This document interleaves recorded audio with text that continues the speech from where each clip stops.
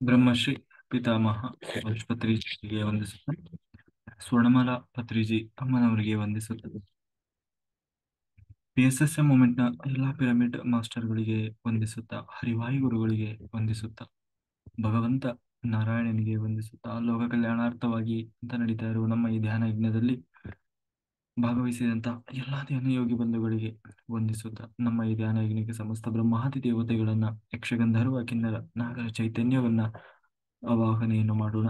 ಮೇಲಿನ ಲೋಕಗಳ ಎಲ್ಲ ಆಸ್ಟ್ರಲ್ ಮಾಸ್ಟರ್ಸ್, ಎನ್ಲೈಟೆಡ್ ಮಾಸ್ಟರ್ ಚೈತನ್ಯವನ್ನ ಆವಾಹನೆಯನ್ನು ಮಾಡೋಣ. ಸಪ್ತರ್ಷಿಗಳನ್ನ, ಸಪ್ತರ್ಷಿ ಪತ್ನಿಯರನ್ನ, ತ್ರಿಮೂರ್ತಿಗಳನ್ನ, ತ್ರಿಶಕ್ತಿಯರನ್ನ, ವಸುಂಧರಾ ಮಾತೆಯನ್ನ, ನಮ್ಮೆಲ್ಲರ ಪೂರ್ಣಾತ್ಮನನ್ನ ಆವಾಹನೆಯನ್ನು ಮಾಡೋಣ. ಲೋಕ ಕಲ್ಯಾಣಾರ್ಥವಾಗಿ ಅಂತ ಹೇಳಿ ಯಾರೆಲ್ಲ ಕೂತು ತಪಸ್ಸು ಮಾಡ್ತಾ ಇದ್ದಾರೆ, ಧ್ಯಾನ ಮಾಡ್ತಾ ಇದ್ದಾರೆ, ಯೋಗಿಗಳು, ಸಿದ್ಧ ಪುರುಷರು, ಋಷಿಮುನಿಗಳು, ಹಿಮಾಲಯದ ಯೋಗಿಗಳು, ಅವರೆಲ್ಲರ ಚೈತನ್ಯವನ್ನು ಕೂಡ ಆವಾಹನೆಯನ್ನು ಮಾಡೋಣ.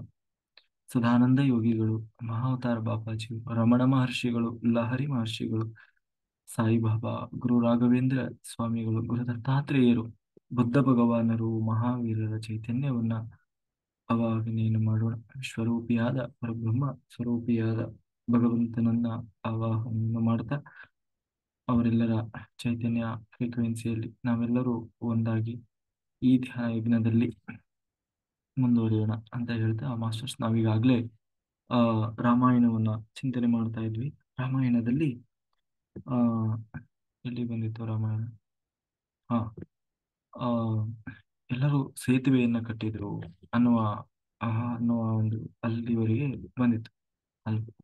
ಅಂದ್ರೆ 5 ದಿನದಲ್ಲಿ 100 ಯೋಜನದ ಸೇತುವೆಯನ್ನ ಕಟ್ಟಿದ್ರು. ಅದು ಬಹಳ ಅದ್ಭುತವಾದಂತ ಪ್ರತಿಯೊಬ್ಬರು ಕೂಡ ರಾಮನ ಸೇವೆಯಲ್ಲಿ ಪಾಲ್ಗೊಂಡು, ಆಮೇಲೆ ಅವರಿಗೆ ಯಥಾಶಕ್ತಿ ಅವರವರಿಗೆ ಏನು ಸಾಧ್ಯ ಆಗಿದೆಯೋ ಅದು ಅಷ್ಟು ರಾಮನ ಸೇವೆ ಮಾಡುವ ಪ್ರಯತ್ನ ಮಾಡಿದ್ರು. ಅಂದ್ರೆ ಅದೇ ಸಾಮಾನ್ಯವಾಗಿ ನಾವು ಹೇಳುವ ಹಾಗೆ ಅದೇ ಹೇಳ್ತೀವಲ್ಲ, ಏನದು ಅಳಿಲು ಸೇವೆ ಅಂತ ಹೇಳಿ, ಹಾಗೆ ಒಂದು ಅಳಿಲು ಕೂಡ, ಅಂದ್ರೆ ಪಶು ಪಕ್ಷಿ ಪ್ರಾಣಿಗಳು ಕೂಡ ಆ ಸ್ಪಂದಿಸಿದವು ಅಂತ ಹೇಳಿ. ಅಷ್ಟೇ ಅಲ್ಲ, ಆ ಅಷ್ಟು ಬೃಹತ್ತಾದಂತಹ ಆ ಏನು ಸೇತುವೆಯನ್ನ ಕೇವಲ 5 ದಿನದಲ್ಲಿ, 5 ದಿನದಲ್ಲಿ ಸೇತುವೆಯನ್ನ ಕಟ್ಟಿದ್ರು. ಸೇತುವೆಯನ್ನ ಕಟ್ಟಿ ಎಲ್ಲರೂ ಆ ಲಂಕೆಯನ್ನ ತಲುಪಿದ್ರು. ಎಲ್ಲ ಮುಂದೆ ರಾಮನನ್ನ ಮಾಡಿಕೊಂಡು ಎಲ್ಲ ಕಪಿಗಳು ಕೂಡ, ಇಡೀ ದೊಡ್ಡ ಕಪಿ ಸೈನ್ಯ, ಅದು ಕೋಟಿ ಕೋಟಿ ಕಪಿಗಳು.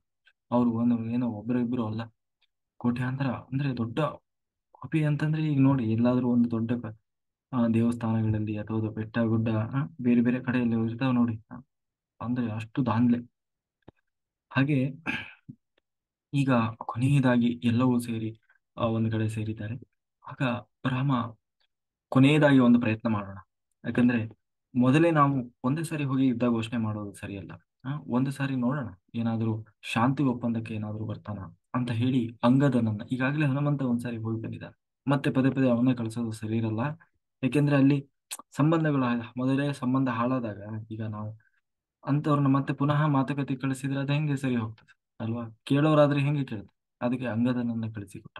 ಅಂಗದನನ್ನ ಕಳಿಸಿ ತಾನು ಹೋಗು ರಾವಣನಿಗೆ ಆ ಸಂದೇಶವನ್ನು ಕೊಡು, ನಾವು ಹೀಗೆ ಇಡೀ ನಮ್ಮ ಕಪಿ ಸೈನ್ಯ ಬಂದು ಏನು ಲಂಕೆಯ ದ್ವಾರದಲ್ಲಿ ಬಂದು ನಿಂತಿದೆ, ನಾವೆಲ್ಲ ಆಕ್ರಮಣ ಮಾಡ್ಲಿಕ್ಕಿದ್ದೇವೆ. ಆದ್ರೆ ನಮ್ಮ ಉದ್ದೇಶ ನಿಮಗೆ ಏನೋ ತೊಂದರೆ ಕೊಡೋದು, ಯುದ್ಧ ಮಾಡೋದು, ಇದು ಯಾವುದು ನಮ್ಮ ಉದ್ದೇಶ ಅಲ್ಲ.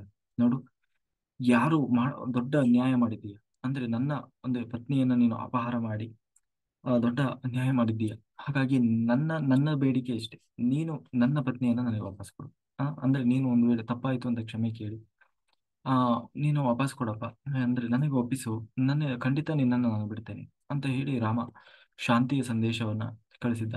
ಅಂಗದ ಬಂದ, ಸೀದಾ ಹಾರಿ ಬಂದವನೇ ಆ ಏನು ರಾವಣನ ಆಸ್ಥಾನದಲ್ಲೇ ಬಂದು ನಿಂತುಬಿಟ್ಟ. ಎಲ್ಲ ಎಲ್ಲ ಸುತ್ತಲೂ ರಾಕ್ಷಸರು ಕೂತಿದ್ದಾರೆ, ಎಲ್ಲ ನೋಡ್ತಾ ಇದ್ದಾನೆ. ಯಾರು ಇಲ್ಲಿ ರಾವಣ? ಮೊದಲೇ ಇವ ಅಂಗದ, ಅಂದ್ರೆ ಅವರೆಲ್ಲ ಎಲ್ಲಿ ಹೋದ್ರು ಅವರು ಕಪಿ ಬುದ್ಧಿ.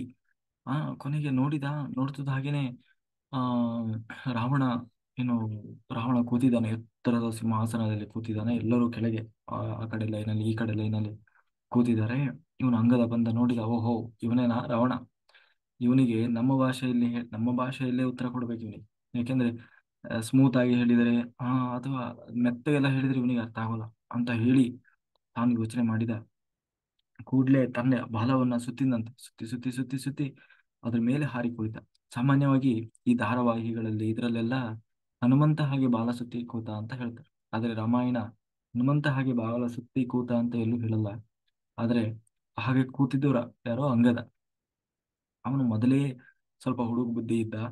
ಆ ಮೊದ್ಲಿಂದಲೂ ಹಂಗಾಗಿ ಒಂದ್ ದೊಡ್ಡ ಎತ್ತರಿಗೆ ಕೂತ್ಕೊಂಡು, ಇವಾಗ ಹೇಗೆ ಅಂತಂದ್ರೆ ಹೀಗೆ ನೋಡ್ತಾ ಇದ್ದ ರಾವಣ ಈಗ ಹಿಂಗೆ ನೋಡಂಗ ಆಗ್ಬಿಡ್ತು. ಅಂದ್ರೆ ರಾವಣನಿಗಿಂತಲೂ ಎತ್ತರದಲ್ಲಿ ಕೂತ, ರಾವಣನಿಗಿಂತಲೂ ಎತ್ತರದ ಜಾಗದಲ್ಲಿ ಕೂತು ತಾನು ಹೇಳ್ತಾ ಇದ್ದಾನೆ ರಾವಣನಿಗೆ, ನೋಡು ರಾವಣ, ನಾನು ರಾಮನ ದೂತನಾಗಿ ಬಂದಿದ್ದೇನೆ. ಎಲ್ಲದಕ್ಕಿಂತ ಹೆಚ್ಚಾಗಿ ನನ್ನ ಪರಿಚಯ ಇರಬೇಕಲ್ಲ ನಿನಗೆ. ಆ, ಏಕೆಂದ್ರೆ ನಾನು ಯಾರು ಗೊತ್ತು?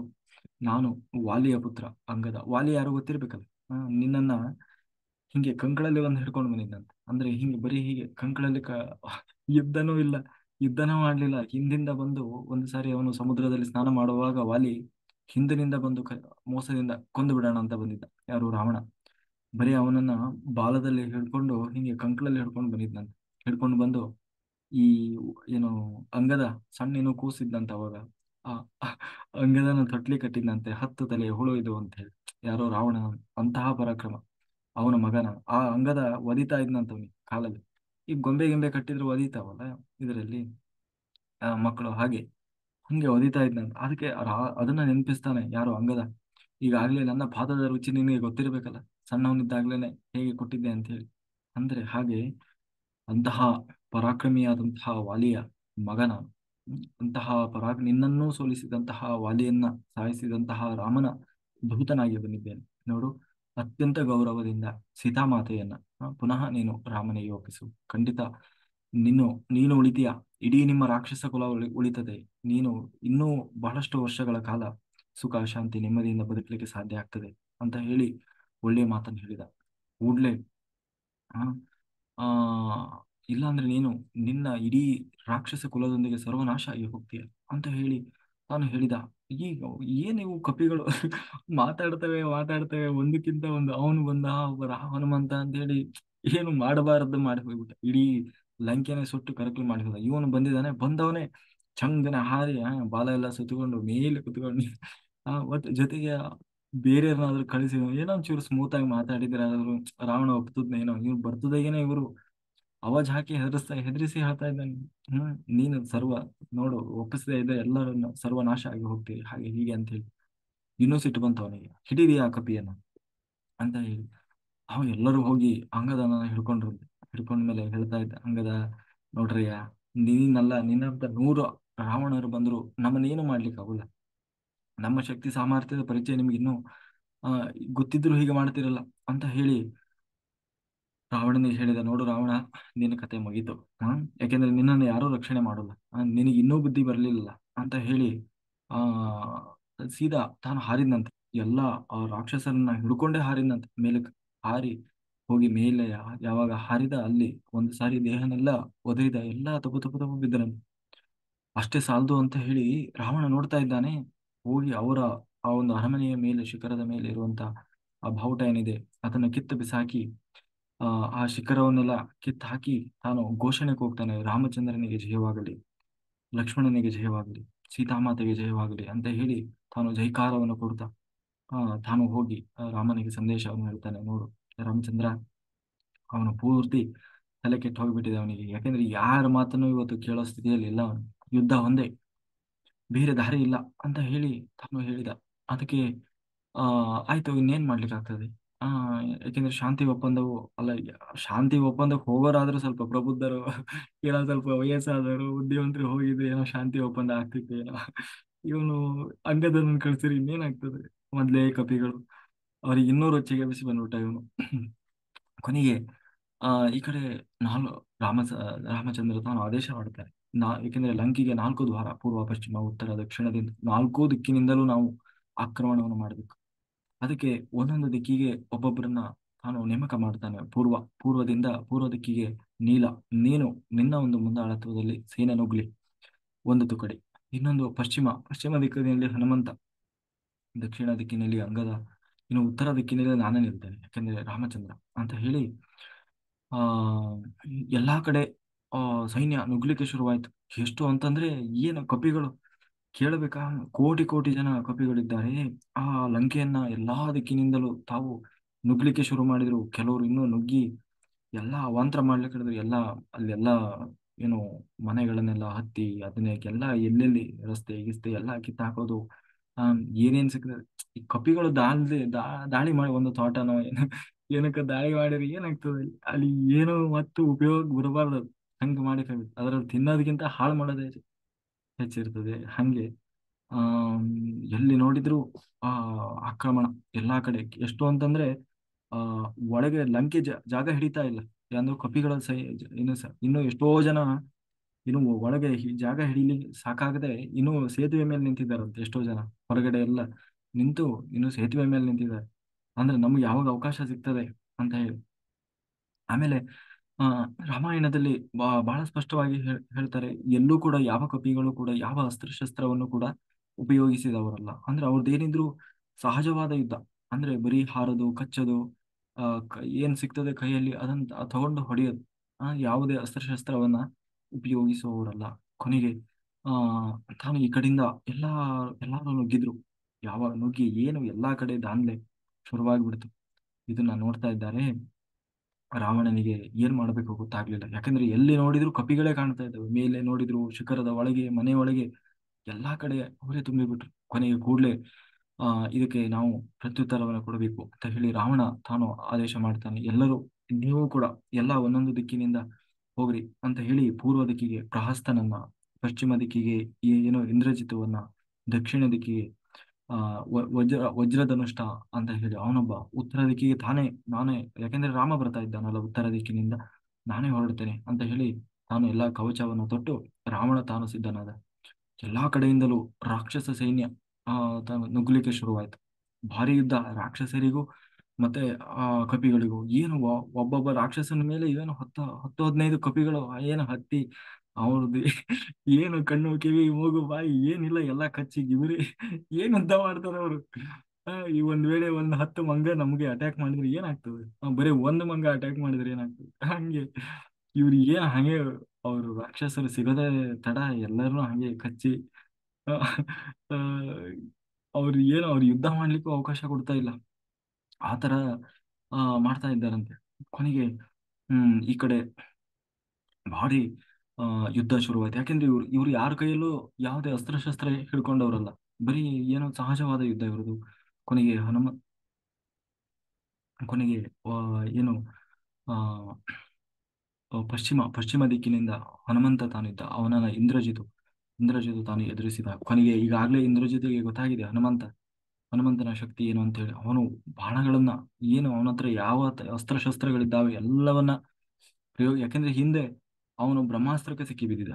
ಎಲ್ಲಾ ಅಸ್ತ್ರವನ್ನ ಪ್ರಯೋಗ ಮಾಡಿದ್ರು ಕೂಡ ಹನುಮಂತನ ಏನು ಮಾಡ್ಲಿಕ್ಕೆ ಆಗ್ತಾ ಇಲ್ಲ. ಕೊನೆಗೆ ಹನುಮಂತ ಎಲ್ಲವನ್ನ ಆ ಕಡೆ ಈ ಕಡೆ ಮಾಡ್ತಾ ಸೀದಾ ಇಂದ್ರಜಿತುವಿನ ರಥದ ಹತ್ರನೇ ಹೋದ್ನಂತೆ. ಕೂಡ್ಲೆ ಗೊತ್ತಾಯ್ತು ಇಂದ್ರಜಿತು ನಾನು ಸಿಕ್ಕಿ ಬಿದ್ರೆ ಮುಗೀತು ಅಂತ ಹೇಳಿ ತಾನು ಹೇಳ್ದೆ ಕೇಳದೆ ವಾಪಸ್ಸು ಓಡಿ ಹೋಗ್ತಾನೆ. ಕೊನೆಗೆ ಹಿಂಗೆ ಒಬ್ಬೊಬ್ರೆ ಎಲ್ಲರೂ ಬರ್ತಾರೆ. ಕೊನೆಗೆ ಹನುಮಂತ ಮತ್ತೆ ಅವನ ಎದುರುಗಡೆ ಇನ್ನೊಬ್ಬ ಬರ್ತಾನೆ, ಜಂಬುಮಾಲಿ ಅಂತ ಹೇಳಿ. ಅವನು ಸೀದಾ ಬಂದವನೇ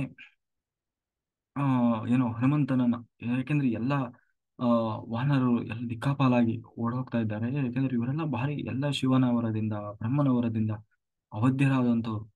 ಜಂಬುಮಾಲಿ ಅಂತ ಹೇಳಿ. ಅವನು ಕೊನೆಗೆ ಹನುಮಂತ ನೋಡೋವರಿಗೂ ನೋಡಿದ. ಕೊನೆಗೆ ಮುಷ್ಟಿ ಕಟ್ಟಿ ಅವನ ಕುತ್ತಿಗೆಗೆ ಗುದ್ದಿ ಅವನ ಅಲ್ಲೇ ರಕ್ತಕಾರಿ ತಾನು ಸತ್ತು ಹೋಗ್ತಾನೆ. ಕೊನೆಗೆ ಏನೋ ಮಿತ್ರಜ್ಞ ಅಂತ ಹೇಳಿ ಅವನನ್ನ ವಿಭೀಷಣ ತಾನು ಎದುರಿಸ್ತಾನೆ. ಕೊನೆಗೆ ವಿರೂಪಾಕ್ಷ ಅನ್ನುವನವನ್ನ ಲಕ್ಷ್ಮಣ ತಾನು ಎದುರಿಸಿ ಅವ್ರನ್ನೆಲ್ಲ ಮುಗಿಸ್ತಾರೆ. ಕೊನೆಗೆ ಈ ಕಡೆ ಪೂರ್ವ ದಿಕ್ಕಿನಲ್ಲಿ ನೀಲ ಅವನನ್ನ ಈ ಪ್ರಹಸ್ತ ಅನ್ನೋನು ಎದುರಿಸ್ತಾನೆ. ಪ್ರಹಸ್ತ ಅನ್ನೋನು ಅವನಂತಂದ್ರು ಹೇಗೆ ಅಂತಂದ್ರೆ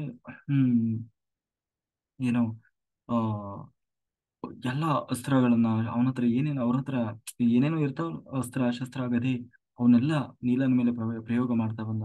ಆ ನೀಲನಾದ್ರೂ ಬಹಳ ಚೆನ್ನಾಗಿ ಅವನನ್ನ ದೊಡ್ಡ ದೊಡ್ಡ ಬಂಡೆಗಳನ್ನ ಕಲ್ಲುಗಳನ್ನ ಹಾಕ್ತಾ ಅವನನ್ನ ಮಾಡ್ತಾ ಬಂದ. ಕೊನೆಗೆ ವಿಭೀಷಣ ಅದನ್ನೆಲ್ಲ ನೋಡ್ತಾ ಇದ್ದ. ನೋಡಿ ಓ ನೀಲ ಒಬ್ಬನಿಗೆ ಇವನನ್ನ ಎದುರಿಸ್ಲಿಕ್ಕೆ ಸಾಧ್ಯ ಇಲ್ಲ ಅಂತ ಹೇಳಿ ಆ ವಿಭೀಷಣನು ಕೂಡ ನೀಲನೊಟ್ಟಿಗೆ ಸೇರಿಸಿ ಆ ಪ್ರಹಸ್ತನನ್ನು ಕೂಡ ಕೊಂದು ಮುಗಿಸ್ತಾರೆ. ಇನ್ನು ದಕ್ಷಿಣ ದಿಕ್ಕಿನಲ್ಲಿ ಯಾರಿದ್ದಾರೆ? ಅಂಗದ ಇದ್ದಾನೆ. ಅಲ್ಲಿ ವಜ್ರಧನುಷ್ಟ ಬಂದಿದ್ದಾನೆ ಎದುರುಗಡೆಯಿಂದ. ವಜ್ರಧನುಷ್ಟ ಮತ್ತೆ ಅಂಗದನಿಗೂ ಭಾರಿ ಯುದ್ಧ. ಎಷ್ಟು ಯುದ್ಧ ಆಯ್ತು ಅಂತಂದ್ರೆ ಎಲ್ಲಾ ಅಸ್ತ್ರ ಶಸ್ತ್ರ ಯಾವುದು ಪ್ರಯೋಗಕ್ಕೆ ಬರದೇ ಇದ್ದಾಗ ಆ ವಜ್ರಧನುಷ್ಟನ ರಥ ಕುದುರೆ ಎಲ್ಲವನ್ನ ಈ ಅಂಗದ ನಾಶ ಮಾಡಿಬಿಟ್ಟ. ಕೊನೆಗೆ ಇಬ್ಬರಿಗೂ ಮುಷ್ಟಿ ಯುದ್ಧ, ಕಾಳಗ ಶುರುವಾಯ್ತಂತೆ. ಕೊನೆಗೆ ಇವನಿಗೆ ಅವನು ಗುದ್ದೋದು, ಅವನಿಗೆ ಇವನು ಗುದ್ದೋದು ಎಲ್ಲ. ಕೊನೆಗೆ ಜೊತೆಗೆ ಎಲ್ಲಾ ಕಪಿಗಳು ಕೂಡ ಆ ವಜ್ರಧನುಷ್ಟನನ್ನ ತಾನು ಆ ಹೊಡೆದು ಹಾಕಿ ಆ ಅಂಗದ ಆ ವಜ್ರಧನುಷ್ಟನವನ್ನು ಕೂಡ ಗುದ್ದಿ ಆ ಸಾಯಿಸಿ ಬಿಡ್ತಾನೆ ಕೊನೆಗೆ. ಅಂದ್ರೆ ಇದನ್ನೆಲ್ಲ ನೋಡ್ತಾ ಇದ್ದಾನೆ ರಾವಣ. ಏನು ಯಾವ ಕಡೆಯಿಂದ ಯಾರು ಹೋದರೂ ಕೂಡ ಯಾರಿಗೂ ಎದುರಿಸ್ಲಿಕ್ಕೆ ಆಗ್ತಾ ಇಲ್ವಲ್ಲ. ಎಲ್ಲರೂ ಒಂದು ಸತ್ತು ಹೋಗ್ತಾ ಇದ್ದಾರೆ, ಇಲ್ಲ ಹೆದರಿ ಓಡಿ ಬರ್ತಾ ಇದ್ದಾರೆ. ಯಾಕಂದ್ರೆ ಇವತ್ತು ಅವನ ಮಗನೇ ವಾಪಸ್ ಓಡಿ ಬಂದಿದ್ದಾನೆ ಇಂದ್ರಜಿತ್. ಎದುರಿಸ್ಲಿಕ್ಕೆ ಆಗದು, ಹನುಮಂತನನ್ನ ಎದುರಿಸ್ಲಿಕ್ಕೆ ಆಗದು. ಜೊತೆಗೆ ರಾವಣ, ಯಾಕೆಂದ್ರೆ ಅವನಿಗೆ ಇಲ್ಲಿಯವರೆಗೆ ಇಂತಹ ಅಪಮಾನ ಅಂದ್ರೆ ಸೋಲನ್ನ ಕಂಡವನಲ್ಲ.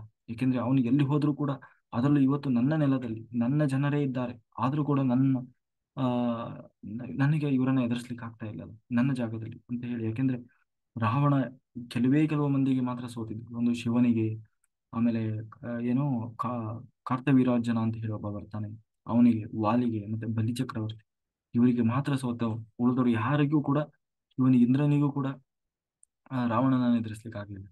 ಹಾಗೆ ಆ ಬರೀ ರಾವಣನಲ್ಲ, ಈ ಇಂದ್ರಜಿತುವಿನ ಹೆಸರೇ ಅದಕ್ಕೆ ಇಂದ್ರನನ್ನು ಕೂಡ ಗೆದ್ದವನು ಅಂತ ಹೇಳಿ.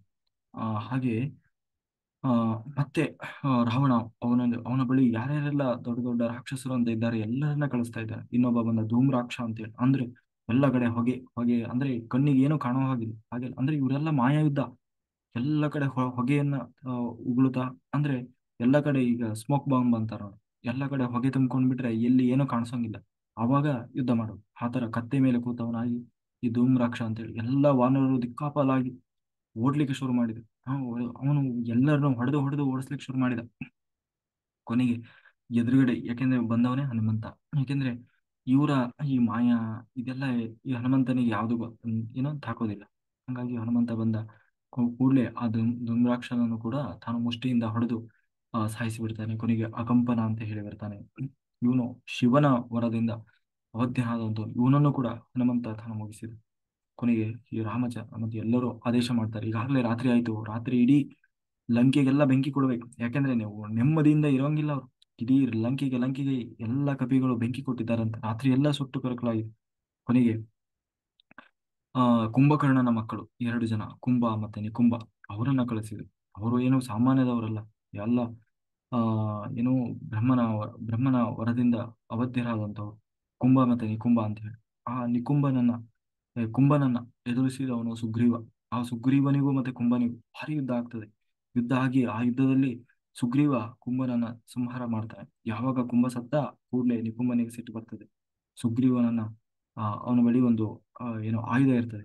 ಯಾವಾಗ ಅದನ್ನ ಜೋರು ಏನು ಪ್ರಯೋಗ ಮಾಡ್ಲಿಕ್ಕೆ ಅಂತ ಹೇಳಿ ಅದನ್ನ ತಿರುಗಿಸ್ಲಿಕ್ಕೆ ಶುರು ಮಾಡ್ತಾನೆ, ಅದರ ಒಂದು ವೈಬ್ರೇಷನ್, ಆ ಶಕ್ತಿಗೆ ಎಲ್ಲರೂ ನಡಿಗೆ ಹೋದ್ರಂತೆ. ಈ ಒಂದು ಸುಗ್ರೀವನು ಕೂಡ ನಡಿಗೆ ಹೋಗ್ತಾನೆ. ಅಂದ್ರೆ ಮುಗೀತು ನಂದು ಕತೆ ಅನ್ನೋ ಹಾಗೆ. ಕೊನೆಗೆ ಕೂಡ್ಲೆ ಯಾರು ಎದುರಿಗೆ ಬಂದವನೇ ಹನುಮಂತ.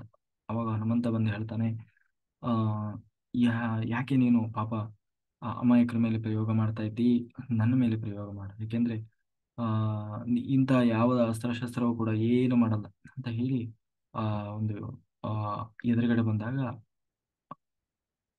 ಆ ಎದುರುಗಡೆ ಬಂದಾಗ ಆ ಹನುಮಂತ ಆ ನಿಕುಂಭನನ್ನ ಮುಗಿಸ್ತಾನೆ. ಹೀಗೆ ಮತ್ತೆ ರಾವಣನಿಗೆ ಏನ್ ಮಾಡಬೇಕು ಗೊತ್ತಾಗ್ತಾ ಇಲ್ಲ. ಯಾಕೆಂದ್ರೆ ಎಷ್ಟು ಜನರನ್ನ ಯಾರ್ಯಾರನ್ನ ಕಳಿಸ್ತಾನೆ, ಯಾರು ವಾಪಸ್ ಬರ್ತಾ ಇಲ್ಲ. ಎಲ್ಲರೂ ಯುದ್ಧದಲ್ಲಿ ಸಾಯ್ತಾ ಇದ್ದಾರೆ. ಆ ಕಪಿಗಳಾದ್ರೂ ಏನು ಅವ್ರು ದಾಂದ್ಲೆ ತಡ್ಕೊಳಕ್ ಆಗ್ತಾ ಇಲ್ಲ. ಎಲ್ಲಿ ನೋಡಿದ್ರು ಅಲ್ಲಿ ನುಗ್ತಾರೆ. ಏನು ಎಲ್ಲ ಧ್ವಂಸ ಮಾಡೋದೇ ಕೆಲಸ. ಬರೀ ಯುದ್ಧ ಮಾಡೋದು ಒಂದೇ ಅಲ್ಲ, ಅಲ್ಲಿರುವಂತ ಎಲ್ಲ ಆಸ್ತಿ ಪಾಸ್ತಿ ಅವ್ರದ್ದು ಏನು ವ್ಯವಸ್ಥೆ ಇದೆ ಎಲ್ಲವನ್ನ ನಾಶ ಮಾಡ್ತಾ ಇದ್ದಾರೆ, ಒಬ್ರಿಗಿಂತ ಒಬ್ರು. ಕೊನೆಗೆ ಆ ಮತ್ತೆ ಇನ್ನೊಂದಿಷ್ಟು ಜನ ರಾಕ್ಷಸರನ್ನ ಕಳಿಸಿದ. ಏನು ಸುಪ್ತಜ್ಞ ಅಂತ ಹೇಳಿ, ಸುಪ್ತಜ್ಞ, ಯಜ್ಞಗೋಪ, ಆಮೇಲೆ ಶಕುನಿ, ಆಮೇಲೆ ಯಾರು ಹ್ಮ್ ದೇವತಾಬರಿ ಅಂತ ಹೇಳಿ, ವಿದ್ಯುದ್ಯುಕ್ತ, ಆಮೇಲೆ ಪ್ರಮಾತಿ, ಶುಕ, ಸಾರಣ ಅಂತ ಹೇಳಿ. ಅಂದ್ರೆ ಇವರು ಈ ಶುಕ ಸಾರಣ ಹಿಂದೆ ಆ ಏನೋ ಇವರಾಗಿ ಏನೋ ಗೂಢಾಚಾರರಾಗಿ ಬಂದಿದ್ದಾರೆ ಅವರು. ಅಂದ್ರೆ ಇವರು ಒಬ್ಬರು ಎಲ್ಲರೂ ಒಂದೊಂದು ರೀತಿಯಲ್ಲಿ ಏನೋ ವೈಶಿಷ್ಟ್ಯ. ಈ ಸುಪ್ತಜ್ಞ ಅನ್ನೋನು ಯಾರು ನಿದ್ದೆ ಮಾಡ್ತಾ ಇರ್ತಾರೆ, ಅಲ್ಲಿ ನಿದ್ದೆಯಲ್ಲಿ ಇದ್ದಾಗ್ಲೇ ಹೋಗಿ ಕೊಂದ್ಬಿಡೋನು. ಇನ್ನು ಯಜ್ಞಗೋಪ, ಎಲ್ಲಿ ಯಜ್ಞ ಯಾಗಗಳೆಲ್ಲ ನಡೀತದೆ ಅದನ್ನೆಲ್ಲ ಹಾಳು ಮಾಡುವನು. ಇನ್ನು ಶಕುನಿ, ಇವನು ಪಕ್ಷಿ ರೂಪದಲ್ಲಿರುವವನು. ಇನ್ನು ದೇವತಾಬರಿ, ಅಂದ್ರೆ ದೇವತೆಗಳು ಕೂಡ ಗಾಬರಿಯನ್ನ ಹುಟ್ಟಿಸಿದವಂತ. ಇನ್ನು ವಿದ್ಯುಜ್ಯುಕ್ತ ಎಲ್ಲ ಕಡೆ ಈ ಏನಂತೀವಿ ಕರೆಂಟ್ ಶಾಕ್ ಕೊಟ್ರೆ ಹೇಗಾಗ್ತದೆ, ಆ ತರ ಅಂತ ಒಂದು ಶಕ್ತಿಯನ್ನ ತಾನು ಮಾಡ್ತಾ ಇನ್ನು ಪ್ರಮಾತಿ. ಇವನು ಅಂತಂದ್ರೆ ಒಂದು ದೊಡ್ಡ ಹುಚ್ಚ, ಅಂದ್ರೆ ಸೈಕೋ ಅಂತೀವಲ್ಲ ಹಂಗೆ. ಏನು ಮಾಡ್ತಾನೆ ಗೊತ್ತಿಲ್ಲ ಅವ್ನು. ಹಂಗೆ ಅಂತವನು ಹಿಂಗೆ ಒಬ್ಬೊಬ್ರು ಒಂದೊಂದು ವೈಶಿಷ್ಟ್ಯತೆಯನ್ನು ಹೊಂದಿದವರು. ಎಲ್ಲರೂ ರಾಮನ ಮೇಲೆ ಒಟ್ಟಿಗೆ ತಾವು ಮುಗಿಬಿದ್ರು. ರಾಮ ಎಲ್ಲರನ್ನೂ ಕೂಡ ತಾನು ಒಂದೊಂದೇ ಒಂದು ಬಾಣದಿಂದ ಎಲ್ಲರನ್ನೂ ತಾನು ಮುಗಿಸಿದ. ಇವತ್ತು ಅಂತಂದ್ರೆ ಇದೆಲ್ಲ ಏನ ಸೂಚಿಸ್ತದೆ ಅಂತಂದ್ರೆ, ಈ ರಾಮ ಏನು ಕಪಿ ಸೈನ್ಯ, ಆ ರಾಕ್ಷಸ ಸೈನ್ಯ, ಅವರಿಬ್ಬರ ನಡುವಿನ ಯುದ್ಧ ಇದು ಹೊರಗಡೆಯಿಂದ ಮಾತ್ರ ಅಲ್ಲ, ಪ್ರತಿಯೊಬ್ಬರ ಒಳಗೂ ಕೂಡ ನಿರಂತರವಾಗಿ ನಡೀತಾ ಇರುವಂತಹ ರಾಮ ರಾವಣರ ಯುದ್ಧ ಇದು. ಅಂತಂದ್ರೆ ಪಾಪ ಪುಣ್ಯದ ಯುದ್ಧ, ಒಳ್ಳೇದು ಕೆಟ್ಟದರ ನಡುವೆ ನಡೀತಾ ಇರುವಂತಹ ಯುದ್ಧ ನಮ್ಮೊಳಗೆ ನಡೀತಾ ಇದೆ. ಆ, ರಾವಣ ಬೇರೆ ಯಾರೂ ಅಲ್ಲ, ನಮ್ಮ ಪಾಪಗಳ ಸಂಕೇತವೇ ರಾವಣ. ಆ ಇಡೀ ರಾವಣನ ಸೈನ್ಯ ನಮ್ಮ ಪಾಪದ ಸಂಕೇತ. ಈ ರಾಮ ಬೇರೆ ಯಾರೂ ಅಲ್ಲ, ನಮ್ಮೊಳಗಿರುವ ಪುಣ್ಯ ಅಂದ್ರೆ ಅಧ್ಯಾತ್ಮ ಶಕ್ತಿ, ಅದರ ಸಂಕೇತ. ಆ ಈ ಕಪಿ ಸೈನ್ಯ ಅನ್ನೋದು ಯಾವುದು, ಅದೇ ನಮ್ಮೊಳಗಿರುವಂತಹ ಒಳ್ಳೆ ಸತ್ಕರ್ಮಗಳ ಸಂಕೇತ. ಇದು ಈ ಸತ್ಕರ್ಮ ಮತ್ತೆ ಸಾಧನೆ, ಆಧ್ಯಾತ್ಮಿಕ ಸಾಧನೆ ಮತ್ತೆ ನಮ್ಮ ಪಾಪಗಳು, ಇದರ ನಡುವೆ ನಿರಂತರವಾಗಿ ಸಂಘರ್ಷ ಅನ್ನೋದು ನಡೀತಾನೆ ಇರ್ತದೆ. ಅದೇ ಈ ರಾಮ ರಾವಣರ ಯುದ್ಧ. ಅಂದ್ರೆ ಹೊರಗಡೆಯಿಂದ ಮಾತ್ರ ಅಲ್ಲ, ನಮ್ಮೊಳಗೂ ಕೂಡ ನಿರಂತರವಾಗಿ ನಡೀತಾ ಇರ್ತದೆ. ಜೊತೆಗೆ ನಮ್ಮ ಏನು ರಾಮಾಯಣವನ್ನ ಕೇಳುವಾಗ ಚಿಂತನೆ ಮಾಡುವಾಗಲೂ ಕೂಡ ನಮ್ಮೊಳಗೆ ಆ ಒಂದು ಯುದ್ಧ, ಪಾಪ ಪುಣ್ಯಗಳ ಯುದ್ಧ ಅನ್ನೋದು ನಿರಂತರವಾಗಿ ನಡೀತಾ ಇರ್ತದೆ. ಹಾಗೆಯೇ ಆ ಹಾಗೆ ಆ ಯುದ್ಧ ನಡೀತಾ ಇದೆ. ಕೊನೆಗೆ ಪುನಃ ಒಂದಿಷ್ಟು ಅವರನ್ನು ಕೂಡ ಎಲ್ಲ ಸತ್ತೋದ್ರು. ಇವತ್ತು ಏನಾಗ್ತದೆ ಅಂದ್ರೆ, ರಾವಣನಿಗೆ ಏನ್ ಮಾಡ್ಬೇಕು, ಯಾರನ್ನು ಕಳಿಸಿದ್ರು ಬರ್ತಾ ಇಲ್ಲ. ಮತ್ತೆ ಇನ್ನೊಂದಿಷ್ಟು ಜನರನ್ನು ಕಳಿಸಿದ, ಏನೋ ಯುದ್ಧೋನ್ಮತ್ತ ಅಂತ ಹೇಳಿ, ಆಮೇಲೆ ನರಾಂತಕ ಅಂತ ಹೇಳಿ, ಮತ್ತ ದೇವಾಂತಕ, ಹೀಗೆ ಅವರನ್ನು ಕೂಡ ಈ ಯಾರು ಹನುಮಂತ, ಸುಗ್ರೀವ, ಅಂಗದ, ಇವರೆಲ್ಲ ಸೇರಿ ಆ ಅವರನ್ನು ಕೂಡ ತಾವು ಕೊಂದು ಹಾಕ್ತಾರೆ. ಕೊನೆಗೆ ಅತಿಕಾಯ ಅಂತ ಹೇಳಿ ಬರ್ತಾನೆ. ಅತಿಕಾಯ ಅಂತಂದ್ರೆ ಅವನು ಬೆಟ್ಟದಂತಹ ದೇಹ. ಅವನು ಬರೀ ಒಂದು ಹೆಜ್ಜೆ ಇಟ್ಟ ಅಂತಂದ್ರೆ ನೂರಾರು ಕಪಿಗಳು ಅದರ ಕೆಳಗೆ, ಅವನ ಕಾಲ್ ಕೆಳಗೆ ಸಿಕ್ಕು ಸತ್ತೋಗ್ತಾ ಇದ್ರಂತ ಅಂತವನು. ಹಾಗೆ ದಡ ದಡ ದಡ ದಡ ಬಂದು ಅತಿಕಾಯ ಅಂತ ಹೇಳಿ. ಕೊನೆಗೆ ಎಲ್ಲರೂ ದಿಕ್ಕಾಪಾಲಾಗಿ ಓಡಿ ಓಡಿ ಹೋಗ್ತಾ ಇದ್ದಾರೆ. ಕೊನೆಗೆ ಅವನನ್ನು ಲಕ್ಷ್ಮಣ ತಾನು ಎದುರಿಸಿದ. ಕೊನೆಗೆ ಆ ಲಕ್ಷ್ಮಣ ತಾನು ಎದುರಿಸ್ತಾ ಇದ್ದ. ಆದ್ರೆ ಕೊನೆಗೆ ಆ ಅವನಿಗೆ ಅವನದೊಂದು ಶಕ್ತಿ ಏನಂತಂದ್ರೆ, ಅವನು ಒಂದು ತಲೆ ಬಾಣ ಬಿಟ್ಟು ತಲೆಯನ್ನ ಕತ್ತರಿಸಿದ, ಆದ್ರೆ ಎರಡು ತಲೆ ಬಂತು. ಕೊನೆಗೆ ಕೈಗಳನ್ನ ಕತ್ತರಿಸಿದ, ಇನ್ ಎರಡು ಕೈಗಳನ್ನ ಕತ್ತರಿಸಿದ, ನಾಲ್ಕು ಕೈ ಬಂತು. ಅಂದ್ರೆ ಏನ್ ಕತ್ತರಿಸ್ತಾನೆ ಅದು ಡಬಲ್ ಆಗ್ತಾ ಇದೆ. ಕೊನೆಗೆ ಅವನಿಗೆ ಅವಾಗ ಒಂದು ಶರೀರ ವಾಣಿ ಆಯ್ತಂತೆ. ಏನು ಅಂತಂದ್ರೆ, ಇವನಿಗೆ ಬ್ರಹ್ಮಾಸ್ತ್ರದಿಂದಲೇ ಪ್ರಯೋಗ ಆಗ್ಬೇಕು, ಯಾಕೆಂದ್ರೆ ಬೇರೆ ಯಾವ ಅಸ್ತ್ರದಿಂದಲೂ ಕೂಡ ಇವನಿಗೆ ಸಾವಿಲ್ಲ ಅಂತ ಹೇಳಿದಾಗ ಬ್ರಹ್ಮಾಸ್ತ್ರವನ್ನ ಪ್ರಯೋಗ ಮಾಡ್ತಾನೆ. ಆಗ ಈ ಅತಿಕಾಯನು ಕೂಡ ಸತ್ತು ಮತ್ತೆ ಪುನಃ ಈ ಮಕರಾಕ್ಷ ಅಂತ ಹೇಳಿ ಒಬ್ಬ ಬರ್ತಾನೆ. ಇವನು ಈ ಕರನ ಮಗ. ಕರ ಅಂತಂದ್ರೆ ಈ ಕರ ದೂಷಣ ಅಂತ ಹೇಳಿ ಆ ಈ ಆ, ಹಿಂದೆ 14,000 ರಾಕ್ಷಸರನ್ನ ಮೊದಲ ಬಾರಿಗೆ ರಾಮ ಎದುರಿಸಿದ್ನಲ್ವಾ. ಅಂದ್ರೆ ಈ ಶೂರ್ಪನಖಿ ಕರ್ಕೊಂಡು ಬರ್ತಾಳಲ್ಲ, ಅವನ ಮಗ. ಅವನ ಈ ಮಕರಾಕ್ಷ ಸೀದಾ ಎಲ್ಲರನ್ನ ಸೈಡ್ ಮಾಡ್ತಾ ಮಾಡ್ತಾ ಸೀದಾ ರಾಮನ ಹತ್ರ ಬಂದಂತೆ. ಯಾಕೆಂದ್ರೆ ಇವನು ನಮ್ಮ ತಂದೆಯನ್ನ ಕೊಂದವರು, ನಮ್ಮ ತಂದೆಯ ದೊಡ್ಡ ಸೈನ್ಯವನ್ನ ನಾಶ ಮಾಡಿದವರು, ನಾನು ಸೇಡು ತೀರಿಸ್ಕೊಂಡು ಬಿಡ್ತೇನೆ ಅಂತ ಹೇಳಿ ಸೀದಾ ರಾಮನ ಹತ್ರ ಬಂದ್ರೆ, ರಾಮನು ಕೂಡ ಒಂದೇ ಒಂದು ಬಾಣದಿಂದ ಆ ಮಕರಾಕ್ಷನನ್ನು ಕೂಡ ಸಂಹಾರ ಮಾಡ್ತಾನೆ. ಇನ್ನು ಏನ್ ಮಾಡೋದು ಗೊತ್ತಾಗ್ತಾ ಇಲ್ಲ. ಆ ಕೊನೆಗೆ ರಾವಣನಿಗೆ ಯಾರನ್ನು ಕಳಿಸಿದ್ರು ವಾಪಸ್ ಬರ್ತಾ ಇಲ್ಲ, ಇನ್ನು ನಾನೇ ಹೋಗೋಣ ಅಂತ ಹೇಳಿ ರಾವಣ ಈಗಾಗ್ಲೇ ಮೊದಲೇ ತಾನು ಕವಚ ಕಟ್ಟಿ ನಿಂತಿದ್ದ. ಈಗ ತಾನೇ ಬಂದ ಉತ್ತರ ದಿಕ್ಕಿನಿಂದ. ಎಲ್ಲ ಕಡೆ ಬಾಣಗಳನ್ನ ಪ್ರಯೋಗ ಮಾಡ್ತಾ, ತನ್ನೆಲ್ಲ ಅಸ್ತ್ರಶಸ್ತ್ರಗಳನ್ನ ಪ್ರಯೋಗ ಮಾಡ್ತಾ ಎಲ್ಲ ರಾವಣ ಬರ್ತಾ ಇದ್ರೆ, ಮೊದಲ ಬಾರಿಗೆ ಇಡೀ ವಾನರ ಸೈನ್ಯ ಮೊದಲ ಬಾರಿಗೆ ರಾವಣನನ್ನು ನೋಡ್ತಾ ಇದ್ದಾರೆ. ಯಾಕೆಂದ್ರೆ ಅವರು ದೊಡ್ಡ ಉತ್ಸಾಹವನ್ನೇ ನಾವು ರಾವಣನನ್ನು ಮುಗಿಸ್ಬಿಡ್ತೇವೆ ಅಂತ ಹೇಳಿ ತಾವು ಹಾರಾಡ್ತಾ ಹಾರಾಡ್ತಾ ಬಂದಿದ್ರು. ರಾವಣನ ಮುಗಿಸ್ತೇವೆ ಆ ಅಂತ ಹೇಳಿ ತಾವು ಆ, ಯಾಕೆಂದ್ರೆ ಇನ್ನು ರಾವಣ ಯಾರು ಅಂತ ಗೊತ್ತಿಲ್ಲ, ರಾವಣನ ಶಕ್ತಿ ಏನಂತ ಗೊತ್ತಿಲ್ಲ. ಆದ್ರೆ ಫುಲ್ ಎಲ್ಲಾ ಕಡೆ ಹೇಳ್ಕೊಂತ ಬಂದಿದ್ರು, ನಾವು ರಾವಣನ ಜೊತೆಗೆ ಯುದ್ಧ ಕೊಟ್ಟಿದ್ದೀವಿ, ರಾವಣನ ಮುಗಿಸ್ಬಿಡ್ತೀವಿ ಅಂತ ಹೇಳಿ. ಈಗ ಮೊದಲ ಬಾರಿಗೆ ರಾವಣನ ನೋಡ್ತಾ ಇದ್ದಾರೆ. ನೋಡಿ ಅವನ ಒಂದು ಭಯಂಕರ ರೂಪ, ಅವನ ಒಂದು ಶಕ್ತಿ, ಅದನ್ನೆಲ್ಲ ನೋಡಿ ಎಲ್ಲ ದಿಕ್ಕಾಪಾಲಾಗಿ ಓಡ್ತಾ ಇದ್ದಾರಂತೆ. ಎಲ್ಲಾರ ವಾನರರು, ನೂರಾರು ಸಾವಿರಾರು ಜನ ವಾನರರನ್ನ ಉರುಳಿಸ್ತಾ ರಾವಣ ಬಂದ. ಕೊನೆಗೆ ಆ, ಮೊದಲು ಬಾ ಎಲ್ಲ ಕೊನೆಗೆ ಸುಗ್ರೀವ ಎದುರುಗಡೆ ಬಂದ. ಸುಗ್ರೀವನಿಗೂ ಕೂಡ ಬಾಣ ಬಿಟ್ಟು ಸುಗ್ರೀವನನ್ನು ಕೂಡ ತಾನು ಮೂರ್ಛೆಗೊಳಿಸ್ತಾನೆ. ಕೊನೆಗೆ ಎದುರಾದವನೇ ಹನುಮಂತ. ಮೊದಲ ಬಾರಿ ಪುನಃ ಹನುಮಂತನಿಗೂ ಮತ್ತೆ ರಾವಣನಿಗೂ ಯುದ್ಧ ಆಗ್ತದೆ. ಹನುಮಂತ ಆ ಹನುಮಂತನಿಗೂ ರಾವಣನಿಗೂ ಯುದ್ಧ ಆದಾಗ ರಾವಣ ಯಾವ ಶಸ್ತ್ರ ಬಿಟ್ಟರು ಹನುಮಂತನಿಗೆ ಏನೂ ಆಗ್ತಾ ಇದೆ. ಕೊನೆಗೆ ಸಿಟ್ಟು ಬಂದು ರಾವಣ ತನ್ನ ಎಲ್ಲಾ ಮುಷ್ಟಿಯನ್ನು ನೋಡಿ ಇದ್ ಮಾಡಿ ಹನುಮಂತನಿಗೆ ಗುದ್ದಿದ್ನಂತೆ. ಹನುಮಂತ, ಮುಗಿತೇನಪ್ಪ ನಿಂದು, ಇಷ್ಟೇನಾ ನಿಂದು, ತಡಿ ನನ್ನ ಇಷ್ಟೇನಾ ನಿಂದ ಶಕ್ತಿ, ತಡಿ ನನ್ನ ಒಂದು ಗುದ್ದನ್ನು ನೋಡು ಹೇಗಿರ್ತದೆ ಅಂತ ಹೇಳಿ ಹನುಮಂತ ಹೀಗೆ ಕೈಯಲ್ಲಿ ಹೀಗೆ ಮುಟ್ಟಿದ್ನಂತೆ. ಕೂಡ್ಲೆ ಆ ರಾವಣ ತನ್ನ ಹೊತ್ತೂ ಬಾಯಿಯಿಂದ ರಕ್ತವನ್ನು ಕಾರ್ತಾ ತಾನು ಮೂರ್ಛೆ ತಪ್ಪಿ ಬಿದ್ದಂತೆ. ಅಂದ್ರೆ ಇನ್ನು ಗುದ್ದಿಲ್ಲ, ಬರೀ ಹೀಗೆ ಒಂದ್ಸಾರಿ ಹಿಂಗ್ ಕೈಯನ್ನು ಮುಟ್ಟಿದಕ್ಕೆ. ಆಗ ರಾವಣನೇ ಹೇಳ್ತಾನೆ, ಬಲೆ ಬಲೆ, ಏಕೆಂದ್ರೆ ಆಗ ಹೇಳ್ತಾರೆ ದೇವತೆಗಳು ಕೂಡ ಅದನ್ನ ಹನುಮಂತನ ಸಾಮರ್ಥ್ಯವನ್ನು ಕಂಡು ಹೊಗಳಿದ್ರಂತೆ. ಕೊನೆಗೆ ಯಾರೋಲ್ಲ ಆ ಮೂರ್ಛೆಯಿಂದ ಎದ್ದು ರಾವಣನೇ ಹೊಗಳಿದಂತೆ, ಹೇ ಬಲೆ ಹನುಮಂತ, ನಾನು ಎಂತೆಂಥ ವೀರರನ್ನು ನೋಡಿದ್ದೆ, ಆದ್ರೆ ನಿನ್ನಂತ ಶಕ್ತಿಯನ್ನ ಸಾಮರ್ಥ್ಯವನ್ನು ಯಾರಲ್ಲೂ ನೋಡಿರ್ಲಿಲ್ಲ.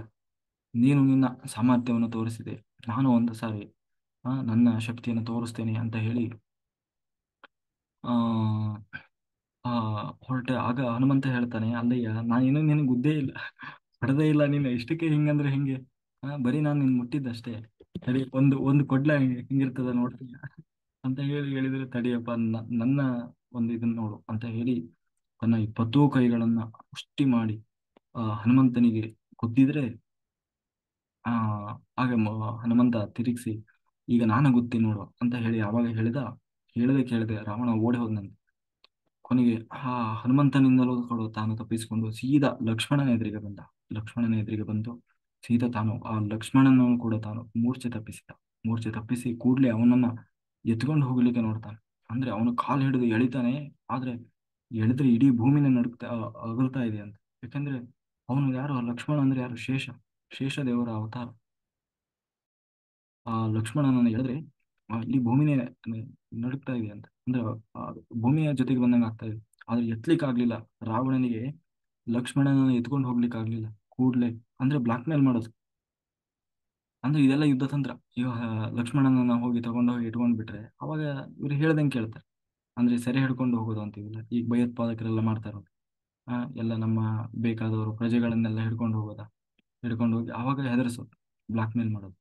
ನೀವೆಲ್ಲ ಬಿಟ್ಬಿಡಿ, ಇಲ್ಲ ವಾಪಸ್ ಹೋಗಿ ಈ ತರ ಹೇಳಿ, ಇಲ್ಲಾಂದ್ರೆ ಅವ್ರನ್ನೆಲ್ಲ ಯಾರು ವಾಪಸ್ ಬರಲ್ಲ ಅಂತ ಹೇಳೋದು. ಆದ್ರೆ ಹನುಮಂತ ಬಂದು ಪುನಃ ಆ ಏನು ಲಕ್ಷ್ಮಣನನ್ನ ಎತ್ಕೊಂಡು ಹೋಗಿ ನೋಡಿ, ಇವನಿಗೆ ರಾವಣನಿಗೆ ಅಲ್ಲಾಡಿಸ್ಲಿಕ್ಕೂ ಆಗದೆ ಇರೋ ಲಕ್ಷ್ಮಣನನ್ನ ಹನುಮಂತ ಎತ್ಕೊಂಡು ಹೋಗ್ತಾನೆ.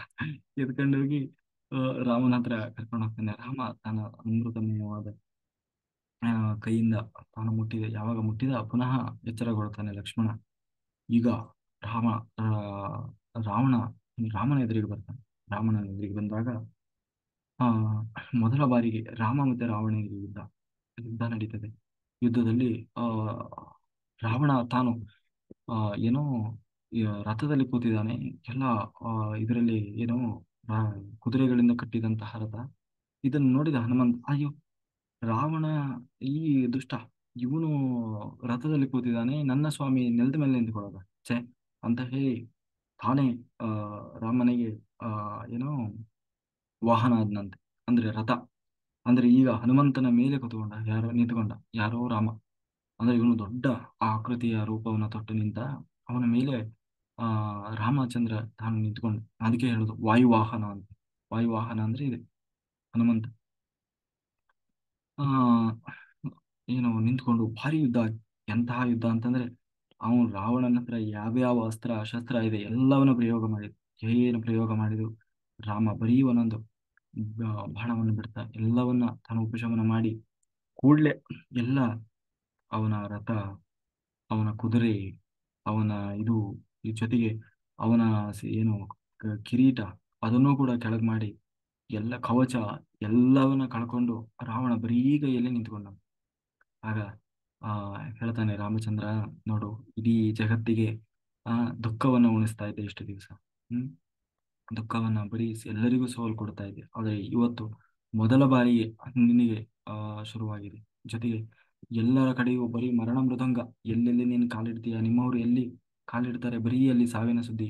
ಇವತ್ತು ಮೊದಲ ಬಾರಿಗೆ ನಿನ್ನ ಪಾಲಿಗೆ ಸಾವಿನ ಸುದ್ದಿ ಸಿಗ್ತಾ ಇದೆ. ಅಷ್ಟೇ ಅಲ್ಲ, ಇಷ್ಟಕ್ಕೆ ಮುಗಿಲಿಲ್ಲ. ನಾನು ಈಗ ನಿನ್ನನ್ನು ಈ ಕ್ಷಣದಲ್ಲಿ ನಿನ್ನನ್ನು ನಾಶ ಮಾಡ್ಬೋದು, ಸಾಯಿಸಿಬಿಡ್ಬೋದು. ಆದರೆ ನಾನೀಗ ನಿನ್ನನ್ನು ಸಾಯಿಸೋಲ್ಲ, ಯಾಕೆಂದ್ರೆ ನಿನ್ನ ಜೊತೆಗೆ ಇನ್ನೂ ತುಂಬಾ ಜನ ಸಾಯ್ಬೇಕಾಗಿದೆ. ಹಂಗಾಗಿ ನಿನ್ನನ್ನು ನಾನು ಬಿಡ್ತಾ ಇದ್ದೇನೆ. ಕ್ಷಮಾದಾನ. ಹೋಗು, ಹೋಗಿ ವಾಪಸ್ ಹೋಗು. ಹೋಗಿ ಇನ್ನೂ ನಿನಗೇನಾದ್ರೂ ಆಸೆಗಳಿದ್ರೆ, ಏನೇನು ನಿನ್ನ ಆಸೆಗಳಿದ್ದಾವೆ, ಆ ಎಲ್ಲ ನಿನ್ನ ಆಸೆಗಳನ್ನು ಈಡೇರಿಸಿಕೊಂಡು ಪುನಃ ಬಾ. ಅಷ್ಟೇ ಅಲ್ಲ, ಅಷ್ಟರೊಳಗನೆ ಇನ್ನು ಯಾರ್ಯಾರಿದ್ದಾರೆ ಎಲ್ಲರನ್ನೂ ಕಳಿಸು, ಎಲ್ಲರನ್ನೂ ಮುಗಿಸ್ತೇನೆ ಅಂತ ಹೇಳಿ ಆ ರಾಮ ತಾನು ತಾನು ಅಂದ್ರೆ ಇವತ್ತು ಎಲ್ಲ ಕಳ್ಕೊಂಡು ಬರೀ ಮೈಯಲ್ಲಿ ನಿಂತಿದ್ದಾನೆ ಯಾರು, ರಾವಣ ಸೋತು. ಆದರೆ ರಾಮ ತಾನು ವಾಪಸ್ ಕಳಿಸಿದ. ತಾನು ವಾಪಸ್ ಬಂದು ರಾವಣ ಯೋಚನೆ ಮಾಡ್ತಾನೆ, ಛೇ, ಎಂತಹ ಸ್ಥಿತಿ ಬಂತು. ಯಾಕೆಂದ್ರೆ ಈಗ ತಾನು ಚಿಂತಾಕ್ರಾಂತನಾಗಿ ಕೂತುಕೊಂಡು ಯೋಚನೆ ಮಾಡ್ತಾ ಇದ್ದಾನೆ ಯಾರು, ರಾವಣ. ನನಗೆ, ಯಾಕೆಂದ್ರೆ ನಾನೊಬ್ಬ ದೇವತೆಗಳ ಕೈಯಲ್ಲಿ ಸೋತಿದ್ರು ಬೇಜಾರಾಗ್ತಾ ಇರಲಿಲ್ಲ. ಒಬ್ಬ ಯಾರೋ ಗಂಧರ್ವರು ರಾಕ್ಷಸರ ಕೈಯಲ್ಲಿ ಸೋತಿದ್ರು ಬೇಜಾರಾಗ್ತಾ ಇರಲಿಲ್ಲ. ಯಾರೋ ಮಹಾಪುರುಷನ ಕೈಯಲ್ಲಿ, ಆ ಮಹಾತ್ಮನ ಕೈಯಲ್ಲಿ ಸೋತಿದ್ರು ಬೇಜಾರಾಗ್ತಾ ಇರಲಿಲ್ಲ. ಆದ್ರೆ ಒಬ್ಬ ಸಾಮಾನ್ಯ ನರಮನುಷ್ಯ, ಒಬ್ಬ ಕಾಡಾಡಿ, ಒಬ್ಬ ರಾಜನೂ ಅಲ್ಲ, ಅವನ ಕೈಯಲ್ಲಿ ಸೋತು ಬಿಟ್ನಲ್ಲ ಎಂತ. ಯಾಕೆಂದ್ರೆ ಅವತ್ತು ಬ್ರಹ್ಮದೇವರು ನನಗೆ ಹೇಳಿದ್ರು ವರ ಕೊಡುವಾಗಲೇ ಎಲ್ಲ, ಯಾಕೆಂದ್ರೆ ನಾನು ಎಲ್ಲರ ಹತ್ರ ಅವರಿಂದ ಸಾವು ಬರಬಾರ್ದು, ಇವರಿಂದ ಸಾವು ಬರಬಾರ್ದು ಅಂತ ಎಲ್ಲವನ್ನೂ ಕೇಳಿದೆ. ಆದ್ರೆ ನರಮನುಷ್ಯರಿಂದ ಸಾವು ಬರಬಾರ್ದು ಅನ್ನೋದನ್ನು ಕೇಳಿದೆ. ಅದಕ್ಕೆ ಬ್ರಹ್ಮದೇವರು ತಿಳಿಸಿ ಹೇಳಿದ್ರು, ಮತ್ತೆ ಮನುಷ್ಯರಿಂದ ಬೇಡವಾ ಅಂತ ಹೇಳಿ. ಅವಾಗ ನಾನು ಹೇಳಿದೆ, ಈ ಮನುಷ್ಯರು ಏನ್ ಮಾಡ್ತಾರೆ, ಒಂದು ಗುದ್ದಿದ್ರೆ ಸುಮ್ಮನೆ ಕುತ್ಕೊಳ್ತಾರೆ ಅಂತ ಹೇಳಿ ನಾನು ಅಲ್ಲ ಉಪಹಾಸ ಮಾಡಿದೆ. ಆದ್ರೆ ಇವತ್ತು ಆ ಮನುಷ್ಯನಿಂದಲೇ ನನಗೆ ಸೋಲು ಸೋಲು ಬಂದ್ಬಿಡ್ತಲ್ವಾ, ಅಥವಾ ಸಾವು. ಇನ್ನೇನು ಅವನು ನನ್ನ ಸಾಯಿಸೇ ಬಿಡ್ತಿದ್ದ ಮನಸ್ಸು ಮಾಡಿದ್ರೆ, ಇನ್ನೊಂದು ಬಾಣ ಬಿಟ್ಟಿದ್ರೆ ಮುಗೀತು. ಆದ್ರೆ ಇಂತಹ ಸ್ಥಿತಿ ಬಂತಲ್ಲ ಅಂತ ಹೇಳಿ ತಾನು ಯೋಚನೆ ಮಾಡಿದ. ಜೊತೆಗೆ ಇನ್ನೂ ಒಂದು ಯೋಚನೆ ಬಂತು ಅವನಿಗೆ, ನನಗೆ ಹಿಂದೆ ಒಬ್ಬ ಅನರಣ್ಯ ಅಂತ ಹೇಳಿ. ಅನರಣ್ಯ ಅನ್ನೋನು ಈ ರಘುವಂಶದಲ್ಲಿ, ರಾಮನ ವಂಶದಲ್ಲಿ ಬಂದಂತ ಒಬ್ಬ ರಾಜ ಚಕ್ರವರ್ತಿ. ಅವನನ್ನ ಈ ರಾಮಚಂದ್ರ ಏನು ರಾವಣ ತಾನು ಸಂಹಾರ ಮಾಡಿದ್ದ. ಅವಾಗ ಆ ಅನರಣ್ಯ ಸಾಯುವ ಸಮಯದಲ್ಲಿ ತಾನು ಹೇಳಿದ್ದ, ಇವತ್ತು ನೀನು ನಿನ್ನ ಈ ಅತಿಯಾದ ಶಕ್ತಿಯಿಂದ ಮೆರೀತಾ ಇದೆಯಲ್ವಾ, ಮುಂದೆ ನನ್ನ ವಂಶದಲ್ಲೇ ಬಂದವನು ಒಬ್ಬನು ನಿನ್ನನ್ನ ಸೋಲಿಸ್ತಾನೆ, ಸಾಯಿಸ್ತಾನೆ ಅಂತ ಹೇಳಿ. ಈ ಅನರಣ್ಯನ ವಂಶದಲ್ಲಿ ಬಂದವನು ಇದೇ ರಾಮಚಂದ್ರ, ಹೌದಲ್ವಾ? ಅವನು ಹೇಳಿದ್ದು ಇವತ್ತು ಸತ್ಯ ಆಯ್ತಲ್ವ. ಇನ್ನೊಂದು ಇನ್ನೊಂದು ನೆನಪಾಗ್ತದೆ, ವೇದಾವತಿ ಅಂತ ಹೇಳಿ. ವೇದಾವತಿ ಹಿಂದೆ ನಾನು ಒಬ್ಬ ಅಪ್ಸರಾ ಸ್ತ್ರೀ, ಅವಳನ್ನ ನಾನು ಮಾನಭಂಗ ಮಾಡಿದಾಗ ಅವಳು ಶಾಪ ಕೊಟ್ಟಿದ್ಲು, ಖಂಡಿತ ನಿನ್ನ ನಾಶಕ್ಕಾಗಿ ನಾನು ಬರ್ತೇನೆ. ನನ್ನ ಒಂದು ನೆಪದಿಂದಾಗಿ, ನನ್ನ ಕಾರಣದಿಂದಾಗಿ ನಿನ್ನ ಕುಲ ಎಲ್ಲವೂ ಸರ್ವನಾಶ ಆಗಿ ಹೋಗ್ತದೆ. ಆ ಅವಳೇ ಈ ಸೀತೆಯಾಗಿ ಬಂದಿದ್ದಾಳೋ ಏನೋ. ಯಾಕೆಂದ್ರೆ ವಿಭೀಷಣ ಅವತ್ತೇ ಹೇಳಿದ, ಸೀತೆ ಬಂದಿದ್ದೇ ಲಂಕೆಯ ನಾಶಕ್ಕಾಗಿ ಅಂತ ಹೇಳಿ. ಹಾಗಾಗಿ ನನಗೆ ಇವತ್ತು ಅನಿಸ್ತಾ ಇದೆ, ಆ ಯಾಕೆಂದ್ರೆ ಆ ಆ ನನ್ನ ಜೀವನದಲ್ಲಿ ಇಂತಹ ಅಸಹಾಯಕ ಸೋಲನ್ನ ನಾನು ಯಾವತ್ತೂ ಅನುಭವಿಸಿರ್ಲಿಲ್ಲ ಅಂತ ಹೇಳಿ ರಾವಣನಿಗೆ ಬಹಳ ಚಿಂತೆ ಆಗ್ಬಿಡ್ತು. ಏನು ಮಾಡ್ಬೇಕು ಗೊತ್ತಾಗ್ಲಿಲ್ಲ. ಯಾಕೆಂದ್ರೆ ಇರೋರೆಲ್ಲ ಈ ರಾವಣನೇ ಸೋತು ಬಂದಿದ್ದಾನೆ ಅಂದ್ರೆ ಇನ್ಯಾರನ್ನ ಕಳಿಸ್ತಾನೆ. ಉಳಿದವ್ರ ಕಥೆನೂ ಅಷ್ಟೇ ಅಂತ. ಏನ್ ಮಾಡ್ಬೇಕು ಗೊತ್ತಾಗದೆ ತಾನು ಚಿಂತಾಕ್ರಾಂತನಾಗಿ ಕುಳಿತ. ಅಂದ್ರೆ ಮೊದಲ ಬಾರಿಗೆ ಆ ರಾವಣ ಆ ತನ್ನ ಅಸಹಾಯಕತೆಯನ್ನ ತೋರಿಸ್ತಾ ಕೂತ್ಕೊಂಡ. ಕೊನೆಗೆ ಮುಂದೆ ಏನಾಯ್ತು ಅನ್ನೋದನ್ನು ನಾವು ನಾಳೆ ದಿವಸ ನೋಡೋಣ ಅಂತ ಹೇಳಿದ್ರೆ, ಕಾಯಿನ ವಾಚ ಮನಸ್ಸೇಂದ್ರಿಯ ಇರುವ ಬುದ್ಧಾತ್ಮನ ಅಭಿವೃದ್ಧಿ ಸ್ವಭಾವ ನಿರ್ದೇಶಕಲಂ ಪರಸ್ಮೈ ನಾರಾಯಣ ಸಮರ್ಪಯ. ನನ್ನೊಳಗೆ ವಾಯುಗುರುಗಳು ನಿಂತು ಏನು ನಿಲ್ಲಿಸಿದರೂ ಅಷ್ಟು ಸಾಮಾನ್ಯ ಪ್ರಯತ್ನ ಮಾಡಿದ್ದೇವೆ. ಏನೇ ಲೋಪದೋಷ ಇದ್ದರೂ ಅದು ನನ್ನ ತಪ್ಪಿನಿಂದ ಬಂದ ಸುಜ್ಞಾನವಿಲ್ಲವೂ ಭಗವಂತನಿದ್ದು ಅಂತ ಹೇಳ್ತಾ, ಇಲ್ಲಿವರೆಗೆ ಯೂಟ್ಯೂಬ್ ಜೂಮ್ನಲ್ಲಿ ವೀಕ್ಷಿಸಿದಂತೆ ಎಲ್ಲ ಧ್ಯಾನಯೋಗಿ ಬಿಂದುಗಳಿಗೆ ಅನಂತ ಕೋಟಿ ಧನ್ಯವಾದಗಳು. Thank you, thank you, thank you. ಸರ್ವ ಶ್ರೀಕೃಷ್ಣ ಅರ್ಪಣಮಸ್ತು. ಓಕೆ ಮಾಸ್ಟರ್ಸ್, ಏನಾದರೂ ಇದ್ರೆ ಹ್ಯಾಂಡ್ ರೈಸ್ ಮಾಡಿ ಮಾತಾಡಿ. ನಮಸ್ತೆ ಸರ್. ಏನ್ ಸರ್ ವಾಪಸ್ ಬಂದ್ಬಿಟ್ಟಿದ್ದೀರಾ? ಧ್ಯಾನ ಧ್ಯಾನ ಪ್ರಚಾರ ಎಲ್ಲ ಆಯ್ತು ಸರ್. 2 ದಿನ ರಜಾ ಸಿಕ್ಕಿತ್ತು. ಮಹಾರಾಷ್ಟ್ರ, ಆಮೇಲೆ ಗುಲ್ಬರ್ಗ, ಆಳಂದ, ಸುರ್ಪುರ ಅಲ್ಲೆಲ್ಲ ಎಲ್ಲರಿಗೂ ಹುಣ್ಣಿಮೆ ಇದಕ್ಕೆ ಕರಿಬೇಕಾಗಿತ್ತು ಸರ್. ಯಾವ್ದಕ್ಕೆ 3 ದಿನ ಇದೆಯಲ್ಲ, ಫೆಸ್ಟಿವಲ್ ಇದೆಯಲ್ಲ, ಬುದ್ಧ ಪೂರ್ಣಿಮೆ ಕರಿಬೇಕಾಗಿತ್ತು. ಹಾಗೆ ನಮ್ಮ ಉಡುಪಿ ಕರಿಬೇಕಾಗಿತ್ತು. ಹಾಗೆ ಇದು 25 ತಾರೀಕು ನೆಕ್ಸ್ಟ್ ಮಂತ್ ವೆಜಿಟೇರಿಯನ್ ರ್ಯಾಲಿ ಇದೆ, ಅದೆಲ್ಲರಿಗೂ ಹೇಳ್ಬೇಕಾಗಿತ್ತು. 2 ದಿನ ರಜಾ ಸಿಕ್ಕಿರೋದ್ನ ಎಲ್ಲಾ ಕಡೆ ಪ್ರಚಾರ ಮಾಡ್ಕೊಂಡು 9 ಕಡೆ ಕ್ಲಾಸ್ ಕೊಟ್ಬಿಟ್ಟು ಅದ್ಭುತವಾದ ಒಂದು ಸ್ವಾಗತ ಸಿಕ್ಕಿತ್ತು ಸರ್. ಮಾಸ್ಟರ್ಗಳು ಅಂದ್ರೆ ಏನು ಅನ್ನೋದು ಗೊತ್ತಾಯ್ತು ಸರ್. ನಿಜಾಗಿ ಪಿರಮಿಡ್ ಮಾಸ್ಟರ್ ಏನಾಗಂತಾರೆ, ಪಿರಮಿಡ್ ಮಾಸ್ಟರ್ ಅಂದ್ರೆ ದೇವ್ರು ಬಂದಾಗೆ ಅಂತ ಹೇಳ್ತಾರೆ. ಎಷ್ಟು ಚೆನ್ನಾಗಿ ಒಂದ್ ಇದ್ ಮಾಡ್ಬೇಕು ಗೊತ್ತಾ ಸರ್. ನಾವ್ ಅನ್ಕೊಂತೀವಿ ಮಾಸ್ಟರ್ ಮಾಸ್ಟರ್ ಅಂತೀವಿ, ಆ ಮಾಸ್ಟರ್ಗಳಲ್ಲಿ ನಮ್ಗೆ ಇರ್ತಕ್ಕಂಥ ಗೌರವ ಇಂಥ ಕಡೆ ಹೋದಾಗ ತುಂಬಾ ಇದೆಲ್ಲ ಆಗತ್ತೆ ಸರ್. ನಿಜವಾಗಿ ನನ್ಗಂತೂ ತುಂಬಾ ಒಳ್ಳೇದಾಯ್ತು ಸರ್. ಆ ಗುಲ್ಬರ್ಗದ ಆಳಂದದಲ್ಲ ಮೇಡಮ್ನವರು, ಯಾರು ಇದು ಜಯಶ್ರೀ ಮೇಡಮ್, ಅವ್ರ ಮನೆಯಲ್ಲ ಅಷ್ಟೇನೆ. ಎಷ್ಟು ಜನ ಸರ್, 4 ಕ್ಲಾಸ್ ಮಾಡಿದೆ ಅವ್ರ ಮನೆಯಲ್ಲಿ, 4 ಕ್ಲಾಸ್ ಮಾಡಿದೆ. ದೊಡ್ಡ ಕುಟುಂಬ ಅವ್ರು. ನಮ್ಮ ಸಂಸಾರ ಆನಂದ ಸಾಗರ ಅಂತ ಅವ್ರು ದೊಡ್ಡ ಎಷ್ಟು ಚೆನ್ನಾಗಿ ಖುಷಿ ಆಯ್ತು ಗೊತ್ತಾ. ಸಣ್ಣ ಸಣ್ಣ ಮಕ್ಳೆಲ್ಲ ಹೊಸಬ್ರಿಗೇನೆ ಯಾವ ರೀತಿ ಕೂತ್ಕೊಂಡು ಧ್ಯಾನ ಮಾಡಿದೆ. ನಾನು ಧ್ಯಾನ ಮಾಡಿದೆ 5 ನಿಮಿಷ ಧ್ಯಾನ, 5 ನಿಮಿಷನೇ ಮಾಡಿದೆ. ಎಷ್ಟು ಖುಷಿ ಆಯ್ತು ಗೊತ್ತಾ. ಯಾಕಂದ್ರೆ ಹೊಸ್ತ್ರ ಸುಮ್ಮನೆ ಅರ್ಧ ಗಂಟೆ ಕುಳ್ಸೋದಕ್ಕಿಂತ 5 ನಿಮಿಷ ಕುಳ್ಸಿ ಧ್ಯಾನ ಮಾಡಿದೆ. ತುಂಬಾ ಚೆನ್ನಾಗಿತ್ತು ಸರ್. ಅಲ್ಲಿಂದ ಇದಕ್ಕೆ ಹೋಗಿದ್ದೆ, ಮಹಾರಾಷ್ಟ್ರಕ್ಕೆ ಹೋಗಿದ್ದೆ. ಮಹಾರಾಷ್ಟ್ರದಲ್ಲಿ ಸೋಲಾಪುರದ ಅಲ್ಲೂ ಅಷ್ಟೇನೆ ಸರ್. ಅಲ್ಲೂ ಅಷ್ಟು ಅದ್ಭುತವಾಗಿತ್ತು. ಅಲ್ಲೂ ಅಷ್ಟೇನೆ ಒಳ್ಳೆ ಮೇಡಮ್ ವಿದ್ಯಾ ಮೇಡಮ್ ಅಂತ ಇದ್ದಾರೆ. ಅವ್ರಿಗೂ ಅಷ್ಟೇ ಧ್ಯಾನ ಮಾಡಿ ಅವ್ರ ಮನೆಯೊಳಗೆ ಎಲ್ಲಾರು ಚೆನ್ನಾಗಿ ಧ್ಯಾನ ಮಾಡ್ತಾರೆ. ಅಲ್ಲಿಂದ ಮುಗಿಸ್ಕೊಂಡ್ ತಿರ್ಗಾ ಸುರ್ಪುರಕ್ಕೆ ಹೋಗಿದ್ದೆ. ಸುರ್ಪುರದಲ್ಲಂತೂ ಒಂದ್ 40 ಜನ. ಸಾಯಂಕಾಲ ಒಳ್ಳೆ ಕ್ಲಾಸ್ ಇತ್ತು. ಆ ಕ್ಲಾಸ್ ಎಲ್ಲ ಕ್ಲಾಸ್ ಎಲ್ಲ ಮುಗಿಸ್ಕೊಂಡು ನಿನ್ನೆ ರಾತ್ರಿ ಬಿಟ್ಟು ಇವತ್ತು ಬೆಳಗ್ಗೆ 12 ಗಂಟೆಗೆ ಬಂದೆ ಸರ್. ಅದ್ಭುತವಾದ ಕ್ಲಾಸು ಎಲ್ಲಾರ್ಗು ಹೇಳಿ ಮತ್ತೆ ಮುಗಿಸ್ಕೊಂಡ್ ಬಂದೆ ಸರ್. ಅದಕ್ಕೆ ನಾನು 2 ದಿನದಿಂದ ತಮ್ಮ ದರ್ಶನ ಮಾಡಕ್ಕಾಗ್ಲಿಲ್ಲ. ಇವತ್ತು ಮಾಡಿದ್ದೀನಿ. ತುಂಬಾ ಅದ್ಭುತವಾಗಿತ್ತು ಸರ್. ಧನ್ಯವಾದಗಳು. ಪತ್ರಿ ಸರ್ ಹೇಳಿದ್ದಾರೆ, ನೀ ಪನೇಂಟಿ ಧ್ಯಾನಂ చేయಲ್ಲ ಪ್ರಚಾರಂ చేయಲ್ಲ ಅಂತ.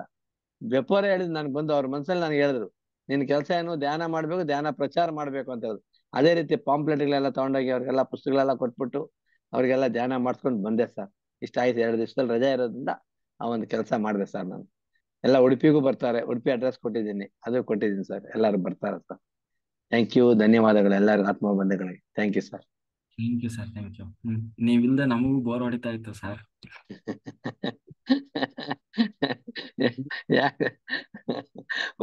ಏನ್ ಮಾಡ ಸರ್, ಅಲ್ಲಿ ಹೋದಾಗ ಏನಾದ್ರು ರಾತ್ರಿ ಲೇಟ್ ಆಗುತ್ತಲ್ವಾ. ರಾತ್ರಿ ನಾನು ನಿದ್ದೆ ಮಾಡ್ಲಿಲ್ಲ ಬಿಡಿ. ರಾತ್ರಿ ಇದ್ದಿದ್ದೆ ಅಲ್ಲೆಲ್ಲ ಚಾರ್ಜಿಂಗ್ ಪ್ರಾಬ್ಲಮ್. ಮನೆ ಏನ್ ಗೊತ್ತಾ, ನಾನು ಚಾರ್ಜರ್ ಕ್ಲೋಸ್ ಆಗೋಗ್ಬಿಡುತ್ತೆ ಅಲ್ಲೆಲ್ಲ ಹೋದ್ರೆ. ಹೌದು, ಬಂದು ಸ್ವಲ್ಪ ಹಿಂಗೆ ಕೂತಿದ್ರ ಮತ್ತೆ ಚೇರ್ ಮೇಲೆ? ಚೇರ್ ಮೇಲೆ ಕೂತ್ಕೊಂಡಿದ್ದೆ, ನಿದ್ದೆ ಮಾಡ್ಲಿಲ್ಲ. ಚೇರ್ ಮೇಲೆ ಕೂತ್ಕೊಂಡು ಹಾಗೆ ತೂರ್ಸ್ಕೊಂಡು ಮುದ್ದೆ ಹಾಗೆ ನಿದ್ದೆ ಮಾಡ್ಕೊಂಡಿದ್ದೆ. ಅಲ್ಲಿ ಒಂದ್ಸಲ ಹಾಕೊಂಡೆ, ಕಡೆ ಬರ್ಲೇ ಇಲ್ಲ ಅದು. ಚಾರ್ಜರ್ 3 ಪಾಯಿಂಟ್ 4 ಪಾಯಿಂಟೇ ಬರುತ್ತೆ. ಅಲ್ಲೆಲ್ಲ ಹೊರಗಡೆ ಎಲ್ಲ ಹೋಗ್ತೀನಲ್ವಾ, ಅವಾಗ ಅಲ್ಲಿ ಕರೆಂಟ್ ಪ್ರಾಬ್ಲಮ್ ಇತ್ತು. ಇದಕ್ಕೋಸ್ಕರ ಸರ್. ಏನ್ ಹೇಳಿದ್ರಲ್ಲ? ಏನ್ ಸರ್, ಎಲ್ಲ ಏನೋ ಖುಷಿ ಆದ್ರು ಸರ್ ಎಲ್ಲಾರು. ಉಮೇಶ್ ಸರ್, ನೀವು ಈ ವಯಸ್ಸಲ್ಲಿ ಇಷ್ಟೊಂದು 57 ದಿನ ಮಾಡ್ತಾ ಇದ್ರಲ್ಲ ನೀವು ಎಲ್ಲ, ಅವ್ರೊಂಥರ ಖುಷಿ ಆಯ್ತು ಸರ್. ನಾವು ಮಾಡ್ತೀವಿ ಅಂತ. ಅದಕ್ಕೆ ನಾನು ಜೂಮ್ ಕಲೆಕ್ಷನ್ ಕೊಟ್ಟಿದ್ದೀನಿ ಸರ್ ಅವ್ರಿಗೂ, ಹೊಸಬ್ರಿಗೆಲ್ಲ ಕೊಟ್ಟಿದ್ದೀನಿ. ಅವ್ರಿಗೆ ಒಂಥರ ಖುಷಿ ಸರ್. ನಾನು ಹೇಳಿದ್ದೀನಿ ಮಾಡಿ, ಎಷ್ಟು ಚೆನ್ನಾಗಿದೆ, ಅದ್ಭುತವಾಗಿದೆ. ಇವತ್ತಿನ ದಿನ ನೀವೇನೋ ಉನ್ನತ ಲೋಕಕ್ಕೆ ಹೋಗ್ಬೇಕಂದ್ರೆ ನಮ್ಮ ಇದು ಗುಡಕೇಶಿ ಒಂದು ಧ್ಯಾನವನ್ನು ಮಾಡಿ, ನೀವು ತುಂಬಾ ಚೆನ್ನಾಗಿದೆ ಅಂತ ಹೇಳಿದ್ರು ಸರ್. ಎಲ್ಲರೂ ಒಪ್ಪಂತಾರೆ ಸರ್. ಆಯ್ತು ಮಾಡ್ತೀನಿ ಅಂತ ಹೇಳಿದ್ರು. ನಿನ್ನೆ ಇಬ್ರು ಜಾಯ್ನ್ ಆಗಿರ್ಬೇಕು. ನಿನ್ನೆ ಅವತ್ತು ಒಬ್ರು ಜಾಯ್ನ್ ಆಗಿರ್ಬೇಕು. ಮಾಡ್ತೀನಿ ಅಂತ ಹೇಳಿದ್ರು ಸರ್ ಎಲ್ಲಾರು. ಉಡುಪಿಗೂ ಬರ್ತಾರೆ. ಉಡುಪಿಗೆ ಒಂದು 10 ಜನ ಬರ್ತೀನಿ ಅಂತ ಹೇಳಿದ್ದಾರೆ. ನೋಡೋಣ ಸರ್, ಉಡುಪಿಗೂ ಬರ್ತೀನಿ ಅಂತ ಹೇಳಿದ್ದಾರೆ. ಅವ್ರದ್ದು ಹೆಸರು ತಗೊಂತೀನಿ ಸರ್. ಆಮೇಲೆ ಅವ್ರೆಲ್ಲಾರು ಸಸ್ಯಾಹಾರಿ ರ್ಯಾಲಿ ಹೇಳಿದೆ. ನೆಕ್ಸ್ಟ್ ಮಂತ್ 25 ತಾರೀಕು ಮಾಡ್ಬೇಕಲ್ರಿ. ಸುರೇಂದ್ರ ಸುಮಾರು ಹೇಳಿದಾರಲ್ಲ 108 ರ್ಯಾಲಿ. ಅದಕ್ಕೂ ಅಷ್ಟೇ ಅವ್ರಿಗೆ ಸಸ್ಯಾಹಾರಿ ರ್ಯಾಲಿಗೆ ಹೇಳಿದೀನಿ ಸರ್. ಎಲ್ಲಾರು ಒಪ್ಕೊಂಡಿದ್ದಾರೆ ಸರ್. ಆ ತರ ಅಷ್ಟು ಕೆಲಸ ಮುಗಿಸ್ಕೊಂಡು ಬಂದೆ ಸರ್ 2 ದಿನ ರಜದಲ್ಲಿ. Thank you. ಧನ್ಯವಾದಗಳು ಸರ್. ಹೇಳಿ ಸರ್. ಸರ್, ಎಲ್ಲ ಗುಲ್ಬರ್ಗದಲ್ಲ? ಗುಲ್ಬರ್ಗ, ಆಮೇಲೆ ಮಹಾರಾಷ್ಟ್ರ, ಆಮೇಲೆ ಇದು ಮಹಾರಾಷ್ಟ್ರದಲ್ಲಿ ಯಾವುದು ಸೋಲಾಪುರ್ ಅಲ್ಲೊಂದು, ಆಮೇಲೆ ಗುಲ್ಬರ್ಗದಲ್ಲಿ 2 ಶ್ರೀದೇವಿ ಮೇಡಮ್, ಲಕ್ಷ್ಮೀ ಮೇಡಮ್ ಅಂತ ಇದ್ದಾರೆ, ಅವ್ರದ್ದೊಂದು. ಆಮೇಲೆ ಸುರ್ಪುರ ಅಂತ ಇದೆ. ಸುರ್ಪುರದಲ್ಲಿ ಮಾಧುರಿ ಮೇಡಮ್ ಅಂತ ಹೇಳ್ಬಿಟ್ಟು, ಮಾಧುರಿ ಮೇಡಮ್ ಅಂತ. ಅಲ್ಲೂ ಅಷ್ಟು ಒಳ್ಳೆ ಜನ, ಒಂದು 50 ಜನ ಸೇರಿದ್ರು ಅಲ್ಲ. ಒಳ್ಳೆ ಕ್ಲಾಸ್ ಕೊಟ್ಟೆ ಸರ್ ಅದ್ರೊಳಗೆಲ್ಲ. ತುಂಬಾ ಚೆನ್ನಾಗಿ. ನೀವು ನೋಡಿರ್ಬೇಕಲ್ಲ, ಕಳ್ಸಿದ್ದೀನಲ್ಲ, ನೋಡಿದ್ರಲ್ಲ ಸ್ಟೇಟಸ್ ಅಲ್ಲಿ ಕಳ್ಸಿದ್ದೀನಿ. ಸ್ಟೇಟಸ್ ಅಲ್ಲಿ ಕಳ್ಸಿದ್ದೀನಿ ನೋಡಿ ಸರ್ ಅವ್ರಿಗೆಲ್ಲ. ಅದೇ ಎಲ್ಲ ಕಳಿಸ್ತಾ ಇರ್ತೀನಿ ಸರ್. ಆಯ್ತು ಸರ್. ನೆಕ್ಸ್ಟ್ ಮುಂದಿನ ಪ್ರಯಾಣ ನಮ್ದು ಗದಗು, ಬಾಗಲಕೋಟೆ ಆ ಕಡೆ ಸರ್. ಆ ಕಡೆ ಬರೋಣ ಅಂತ ಇದ್ದೀನಿ. ನಮ್ ರೆಡ್ಡಿ ಸರ್ ನಗ್ತಾರೆ, ಬಂದ್ರೆ ನಮ್ಮ ಮನೆಗೆ ಫಸ್ಟ್ ಬನ್ನಿ. ಅದಕ್ಕೆ ಆತರ ನಮ್ಮ ಮುಂದಿನ ಪ್ರೋಗ್ರಾಮ್ ಹತ್ ಕಡೆ ಇದೆ ಸರ್. ಅದಕ್ಕೆ ಗದಗು ಅದೆಲ್ಲ ಹೋಗ್ಬೇಕು, ಪ್ರಯಾಣ ಮಾಡ್ಬೇಕು, ಧ್ಯಾನ ಪ್ರಚಾರ ಮಾಡ್ಬೇಕು. ಯಾರು ಸಸ್ಯಾಹಾರಿ ಅವ್ರನ್ನೆಲ್ಲ ಸಸ್ಯಾಹಾರಿ ಆದಷ್ಟು ಬರ್ಬೇಕು. ಅವ್ರನ್ನೆಲ್ಲ ಆದಷ್ಟು ಹೊಸ ಮಾಸ್ಟರ್ಗಳೇ ಮಾಡ್ಬೇಕು ಅಂತ ಒಂದು ಗೋಲ್ ಇದೆ ಸರ್. ಅದಕ್ಕೆ ನಾವು ಶಾಂತಲಾ ಮೇಡಮ್ನವರು ಬರೋ ತಿಂಗಳು ಹೋಗೋಣ ಅಂತ ಇದ್ದೀವಿ ಎಲ್ಲಾ ಕಡೆ. ಬಾಗಲಕೋಟೆ ಆ ಕಡೆ ಎಲ್ಲ, ಗದಗು ಬಾಗಲಕೋಟೆ ನೋಡ್ಕೊಂಡ್ ಬರೋಣ ಅಂತ ಇದೀವಿ ಸರ್. ನೋಡೋಣ, ನೆಕ್ಸ್ಟ್ ಮಂತ್ ಏನೋ ಪ್ರೋಗ್ರಾಮ್ ಇದೆ. ಬುದ್ಧ ಪೂರ್ಣಿಮೆ ಆದ್ಮೇಲೆ ಒಂದು ಪ್ರೋಗ್ರಾಮ್ ಹಾಕ್ತೀವಿ ಸರ್. ಆ ಕಡೆ ಎಲ್ಲ ಧ್ಯಾನ ಪ್ರಚಾರ ಆಗ್ಬೇಕು ಎಲ್ಲ ಕಡೆ. ಏನ್ ಹೇಳ್ತಾರೆ, ಧ್ಯಾನ ಜಗತ್ ಆಗ್ಬೇಕು ಅಂತ ಹೇಳಿದಾರೆ. ಪತ್ರಿ ಸರ್ ಹೇಳಿದ್ದಾರೆ, ಏನೇ ಇರ್ಲಿ ಧ್ಯಾನ ಜಗತ್ ಮಾಡಿ, ಸಸ್ಯಾಹಾರಿ ಜಗತ್ ಮಾಡಿ ಅಂತ ಹೇಳಿದಾರೆ. ಅದೊಂದು ನಾವು ಮನ್ಸಲ್ಲಿ ಇಟ್ಕೊಂಡು ಅದನ್ನ ಮಾಡ್ಕೊಂಡು ಹೋಗ್ತಾ ಇದೀವಿ ಸರ್ ಎಲ್ಲಾರು. ನಿನ್ನೆ ಎಲ್ಲ ಹೊಸಬ್ರೆ ಸರ್, 25-30 ಜನ ಹೊಸಬ್ರೆ ಸರ್ ಅವರೆಲ್ಲ. ಅವ್ರಿಗೂ ಅಷ್ಟೇ ತುಂಬಾ ಚೆನ್ನಾಗಿದೆ ಅಂತ ಹೇಳಿದ್ರು ಸರ್. ಅದ್ಭುತವಾದ ಎನರ್ಜಿ ಅಂತ ಹೇಳಿ ಸರ್. ಆ ತರ ಮಾಡಿದ್ವಿ sir. Okay sir. Thank you. ಜೈ ಹೋ ಪತ್ರಿಜಿ, ಜೈ ಹೋ ಪತ್ರಿಜಿ. ಓಕೆ ಮಾಸ್ಟರ್ಸ್, ಎಲ್ಲರೂ ಉಡುಪಿ ಧ್ಯಾನ ಯಜ್ಞಕ್ಕೆ ರೆಡಿ ಆಗಿ ಬನ್ನಿ. ಆಮೇಲೆ ಗುಡಾಕೇಶ ಯಾಕೆ ಮಾಡಬೇಕು ಅಂದ್ರೆ, ನಾವು ಆ, ಈಗ ಬರೀ ನಾವು ಈಗ ಪ್ರೈಮರಿ ಸ್ಕೂಲಲ್ಲೇ ಇರ್ತೀವ? ಇಲ್ಲ. ಪ್ರೈಮರಿ ಸ್ಕೂಲ್ ಆದ್ಮೇಲೆ ಮತ್ತೆ ಹೈಸ್ಕೂಲಿಗೆ ಬರ್ತೀವಿ. ಹೈಸ್ಕೂಲ್ ಆದ್ಮೇಲೆ ಕಾಲೇಜ್ PUC ಬರ್ತದೆ, ಡಿಗ್ರಿ ಹೋಗ್ತೀವಿ, ಆ, ಆಮೇಲೆ PG ಹೋಗ್ತೀವಿ, ಆಮೇಲೆ PhD. ಹಾಗೆ ನಾವು ಪತ್ರಿಜಿಯವರು ಮೊದಲು ಧ್ಯಾನಕ್ಕೆ ಬರೋದಕ್ಕಿಂತ ಮುಂಚೆ ಪರಿಚಯ ಮಾಡಿಸುವಾಗ ಏನ್ ಹೇಳೋದು, ನಿಮಗೆ ನಿಮ್ಮ ಎಷ್ಟು ವಯಸ್ಸಿದೆ ಅಷ್ಟು ಮಾಡಿ, ಅಥವಾ 1 ತಾಸು, ಅರ್ಧ ಗಂಟೆನೋ ಎಷ್ಟೋ ಮಾಡಿ ಅಂತ ಫಸ್ಟ್ ಪರಿಚಯ ಮಾಡೋದಷ್ಟೇ. ಅದು ಯಾಕಂದ್ರೆ ಅವ್ರು ಕೂರ್ಬೇಕಲ್ಲ ಅಷ್ಟೊತ್ತಿಗಾದ್ರು. ಹಂಗೆ ಯಾವಾಗ ಧ್ಯಾನ ಪರಿಚಯ ಆಯ್ತು, ಧ್ಯಾನ ಅಭ್ಯಾಸ ಶುರುವಾಯ್ತು, ಆಗ ಅದನ್ನೇ ಮಾಡ್ಕೊಂತ ಇರೋದಲ್ಲ, ಸಾಧನೆ ಶುರು ಮಾಡ್ಬೇಕು. ಸಾಧನೆ ಮಾಡುವಾಗ ಸಾಧನೆಗಳನ್ನ ಶುರು ಮಾಡ್ಬೇಕು. ಆವಾಗ ಅದಕ್ಕೆ ಇರುವ ದಾರಿ ಗುಡಾಕೇಶ. ನೀವು ಗುಡಾಕೇಶದಲ್ಲಿ ಬಹಳ ಸ್ಪೀಡ್ ಸ್ಪಿರಿಚುವಲ್ ಗ್ರೌತ್ ಇರ್ತದೆ. ನೀವು ಅಲ್ಲಿ ಎಷ್ಟೋ 10 ವರ್ಷ ಮಾಡುವ ಸಾಧನೆಯನ್ನ ಇಲ್ಲಿ ಕೆಲವೇ ತಿಂಗಳುಗಳಲ್ಲಿ ಮಾಡಿಬಿಡ್ಬೋದು. ಆಮೇಲೆ ಬಹಳ ಬೇಗ ನಮ್ಮೊಳಗೆ ಆ ದೈವಿ ಸ್ಥಿತಿ ಅನ್ನೋದು ಜಾಗೃತ ಆಗ್ತದೆ. ಆಮೇಲೆ ಚಕ್ರಗಳು ಬೇಗ ಆಕ್ಟಿವ್ ಆಗ್ತವೆ. ಆ ಕುಂಡಲಿನಿ ಅನ್ನೋದು ಜಾಗೃತಿ.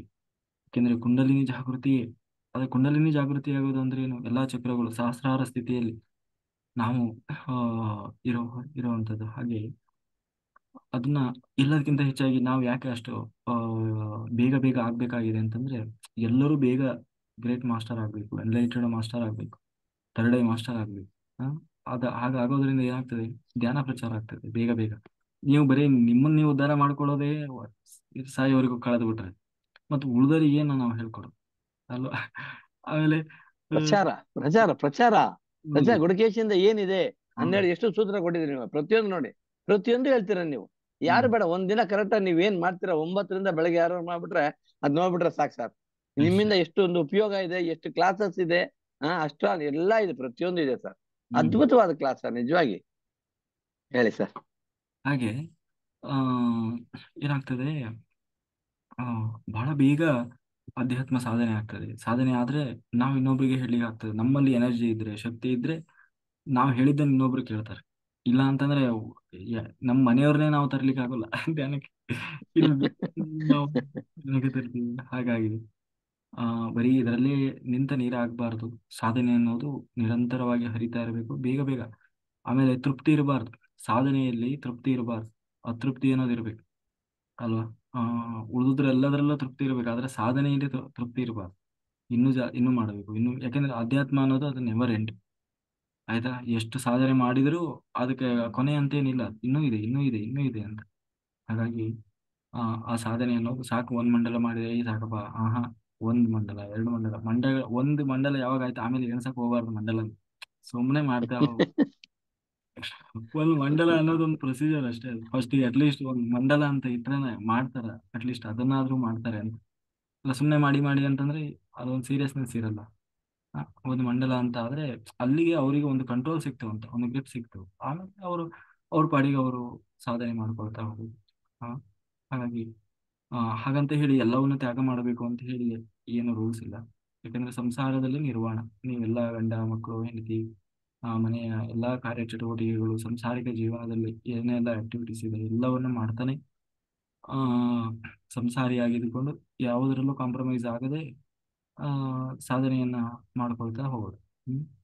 ಹಗಲು ಸಮಯದಲ್ಲಿ ನಿಮ್ಮ ಎಲ್ಲ ಲೌಕಿಕ ಬದುಕಿನ ಆಕ್ಟಿವಿಟೀಸ್ಗಳನ್ನ ಮಾಡಿ, ರಾತ್ರಿ ಸಮಯದಲ್ಲಿ ಎಲ್ಲರೂ ನಿದ್ದೆ ಅಂತ ಮಾಡೇ ಮಾಡ್ತಾರೆ. ಸಂಸಾರಿಗಳು ಮಾಡ್ತಾರೆ, ಬ್ರಹ್ಮಚಾರಿಗಳು ಮಾಡ್ತಾರೆ, ಎಲ್ಲರೂ ನಿದ್ದೆಯನ್ನು ಮಾಡೇ ಮಾಡ್ತೀವಿ. ಆ ನಿದ್ದೆಯ ಸಮಯವನ್ನ ನಾವು ಧ್ಯಾನ ಸಮಯವನ್ನಾಗಿ ಮಾಡಿ ಧ್ಯಾನ ಸಾಧನೆಯನ್ನು ಮಾಡಿ ಅಷ್ಟೇ. ಅದು ನಮ್ಮ ಉದ್ದೇಶ. ಆಮೇಲೆ ನಮ್ಮ ಜೊತೆಗೆ ಏನು ಉಡುಪಿ ಧ್ಯಾನ ಯಜ್ಞ, ಅಲ್ಲಿ ನಾವು ಪ್ರತಿಯೊಬ್ಬರೂ ಕೂಡ ಏನಿಲ್ಲ ಅಂತಂದ್ರೆ 1 ಲಕ್ಷ ಜನರಿಗಾದರೂ ನಾವು ತಲುಪುವ ಪ್ರಯತ್ನ ಮಾಡಬೇಕು. ಆ ಒಂದು ಧ್ಯಾನ ಯಜ್ಞದಲ್ಲಿ ಬರುವಾಗ ಹೋಗುವಾಗ ಜೊತೆಗೆ 1 ಲಕ್ಷ ಜನ ಸಿಗ್ತಾರೆ. ಯಾಕಂದ್ರೆ ಅಲ್ಲಿ ಎನಿ ಟೈಮ್ ಜನ ರಶ್ ಇರ್ತಾರೆ. ಆ ನಾವು ಹೋಗುವಾಗ ಬರುವಾಗ ಬಸ್ ಸ್ಟ್ಯಾಂಡ್ ಅಲ್ಲಿ ಸುತ್ತಮುತ್ತ ಎಲ್ಲಿ ಆಮೇಲೆ ಮಾನ ಮರ್ಯಾದೆಗೆಲ್ಲ ಅಂಜಬಾರ್ದು. ಅವ್ರೇನ್ ಅನ್ಕೊಂತಾರೆ, ಇವ್ರೇನ್ ಅನ್ಕೊಂತಾರೆ, ಇಲ್ಲ ಸುಮ್ಮನೆ ಸಿಕ್ಕರೆ ಹೇಳೋದು. ಯಾರಿಗೊತ್ತು ಎಲ್ಲೆಲ್ಲಿ ಎಂತೆಂಥವ್ರು ಯಾರು ಬೇಕಾದ್ರೂ ಕನೆಕ್ಟ್ ಆಗ್ಬೋದು. ಹಾಗೆಲ್ಲ ಅವರೆಲ್ಲರಿಗೂ ಧ್ಯಾನ ಪ್ರಚಾರವನ್ನು ಮಾಡ್ತಾ ಆದಷ್ಟು ದೊಡ್ಡ ಮಟ್ಟದಲ್ಲಿ ಧ್ಯಾನ ಪ್ರಚಾರ ಕಾರ್ಯಕ್ರಮ ನಡಿಬೇಕಾಗಿದೆ. ಹಾಗಾಗಿ ಜೊತೆಗೆ ನಮ್ಮ ಆಧ್ಯಾತ್ಮಿಕ ಸಾಧನೆ, ಆಯ್ತಾ, ನಮ್ಮ ಸಾಧನೆ 72 ಗಂಟೆ. ಆದ ಆ ಹ್ಮ್ ಸಮಯ ಹೊರತುಪಡಿಸಿ ಉಳಿದ ಸಮಯದಲ್ಲಿ ಧ್ಯಾನ ಪ್ರಚಾರದ ಕಾರ್ಯಕ್ರಮ, ಇದು ನಮ್ಮ ಧ್ಯಾನ ಯಜ್ಞದ ಭಾಗ. ಹಾಗಾಗಿ ಆ, ನಮ್ಮ ಒಂದು ಸಾಧನೆ ಜೊತೆಗೆ ವೈಯಕ್ತಿಕ ಸಾಧನೆ ಜೊತೆಗೆ ಬೇರೆಯವರಿಗೂ ಕೂಡ ಧ್ಯಾನ ಪ್ರಚಾರ ಆ, ಇದು ಆಗಬೇಕಾಗಿದೆ. ಆಮೇಲೆ ಆದಷ್ಟು ಎಲ್ಲ ನಾವು ಇನ್ಸ್ಟ್ರಕ್ಷನ್ ಹಾಕಿದ್ದೀವಿ ಅದರಲ್ಲಿ, ಆ, ಹೇಗೆ ಬರಬೇಕು ನೀವು, ಏನಿಲ್ಲ ಅಂತಂದು. ಆ, ಯಾರಾದರೂ ನಿಮಗೆ ಇನ್ನೂ ನಿಮಗೇನಾದರೂ ವೈಯಕ್ತಿಕವಾಗಿ ನೀವೇನಾದರೂ ಆ, ಯಾವುದೇ ಬೇಯಿಸಿದಂತಹ ಆಹಾರ ಇದನ್ನೆಲ್ಲ ಅಲ್ಲಿ ತರಲಿಕ್ಕೆ ಅವಕಾಶ ಇಲ್ಲ. ಒಂದು, ಸಾಧನೆಗೆ ಅದನ್ನು ನಾವು ತಗೊಳ್ಳೋ ಹಾಗಿಲ್ಲ. ಎರಡನೇದಾಗಿ ಅಲ್ಲಿ ಉಡುಪಿ ಆ, ಒಂದು ಕ್ಷೇತ್ರ ಏನಿದೆ ಅಲ್ಲಿ ತುಂಬಾ ಯಮ ನಿಯಮಗಳು ಅಂತಂದ್ರೆ ಮೈಲಿಗೆ ಇರುವಂತಹ ಒಂದು ಜಾಗ. ಮೊದಲನೇದಾಗಿ ಅವರು ನಮಗೆ ಕೊಟ್ಟಿದ್ದೇ ಒಂದು ದೊಡ್ಡ ಅದ್ಭುತ. ಯಾಕಂದ್ರೆ ಅಲ್ಲಿ ಹೊರಗಿನವರಿಗೆ ಈ ತರ ಯಾವುದೇ ಕಾರ್ಯಕ್ರಮಗಳಿಗೆ ಕೊಡೋದಿಲ್ಲ. ಅಲ್ಲಿ ತುಂಬಾ ಒಬ್ಬ ಏನು ಆ, ಕೆಲವೊಂದು ರೂಲ್ಸ್ ರೆಗ್ಯುಲೇಷನ್ಗಳನ್ನ ಹಾಕಿ ಅಲ್ಲಿಯ ಒಂದು ನಿಯಮಗಳಿಗೆ ಯಾವುದೇ ರೀತಿಯ ಕುಂದುಕೊರತೆ ಆಗದ ಹಾಗೆ ಮಾಡಿ ಅಂತ ಅನ್ನುವ ಒಂದು ಇದರ ಮೇಲೆ ನಮಗೆ ಕೊಟ್ಟಿದ್ದಾರೆ. ಯಾಕಂದ್ರೆ ಅಲ್ಲಿ ಆ ಕ್ಷೇತ್ರನೇ ಹಾಗೆ ತುಂಬಾ ಪಾವಿತ್ರ್ಯತೆ ಇರುವಂತ ಜಾಗ.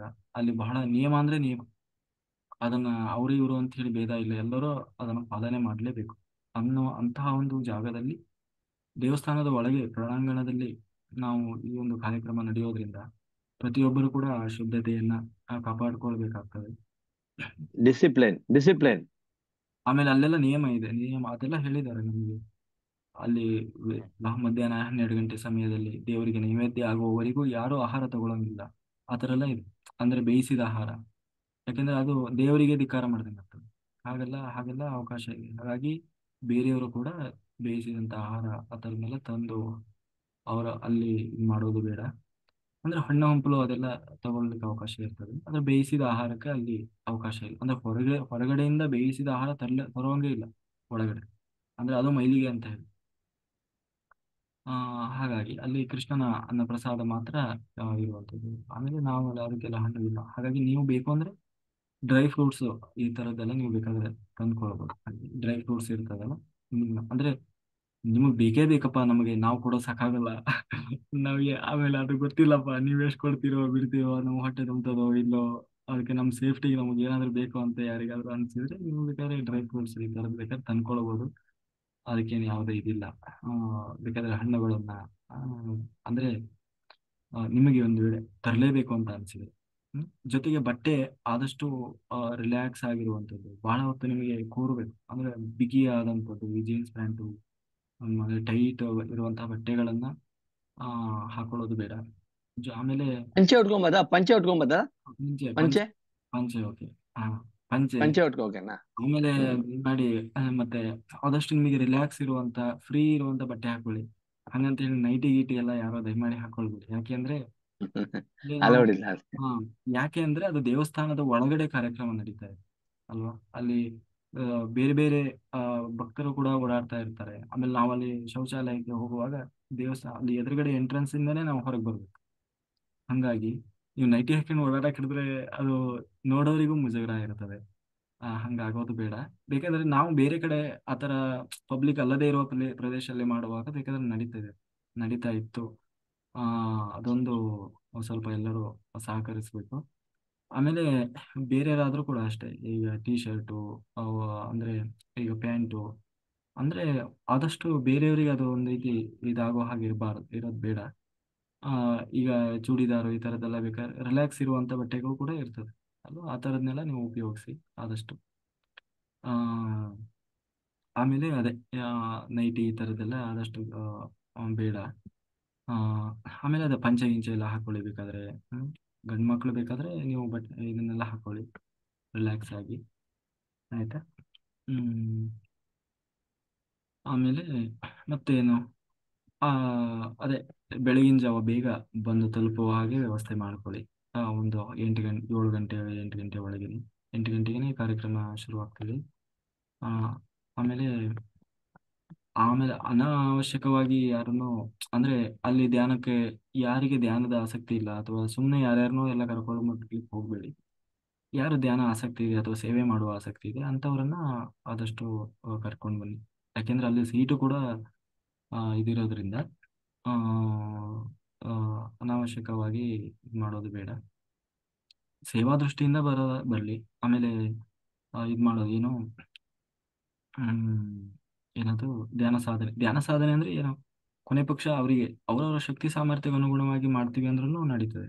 ಆಮೇಲೆ ಬೇರೆಯವರು ಸೇವೆ ಮಾಡೋರು ಅಷ್ಟೇ, ನಿಮಗೇನು ನಾವು 24 ಗಂಟೆ ಸೇವೆ ಕೊಡೋದು, ಒಟ್ಟು 4 ಭಾಗ ಮಾಡ್ತೀವಿ ಟೈಮ್. 24 ಗಂಟೆಯಲ್ಲಿ 4 ಶಿಫ್ಟ್, ಆಯ್ತಾ. 4 ಶಿಫ್ಟ್, ಮೊದಲು 6 ತಾಸು 2 ಗ್ರೂಪ್ ಮಾಡೋದು. 2 ಗ್ರೂಪ್ ಮಾಡಿ 6 ತಾಸು ಸೇವೆ ಇರ್ತದೆ. ಅಂದ್ರೆ ಈಗ ಉದಾಹರಣೆಗೆ ಬೆಳಿಗ್ಗೆ 6 ಗಂಟೆಯಿಂದ ಶುರುವಾದರೆ 12 ಗಂಟೆವರೆಗೂ ಒಂದು ಶಿಫ್ಟ್, ಆ ಒಂದು ಗ್ರೂಪ್ ಸೇವೆ ಮಾಡಬೇಕು, ಸರ್ವಿಸಲ್ಲಿ ಇರಬೇಕು.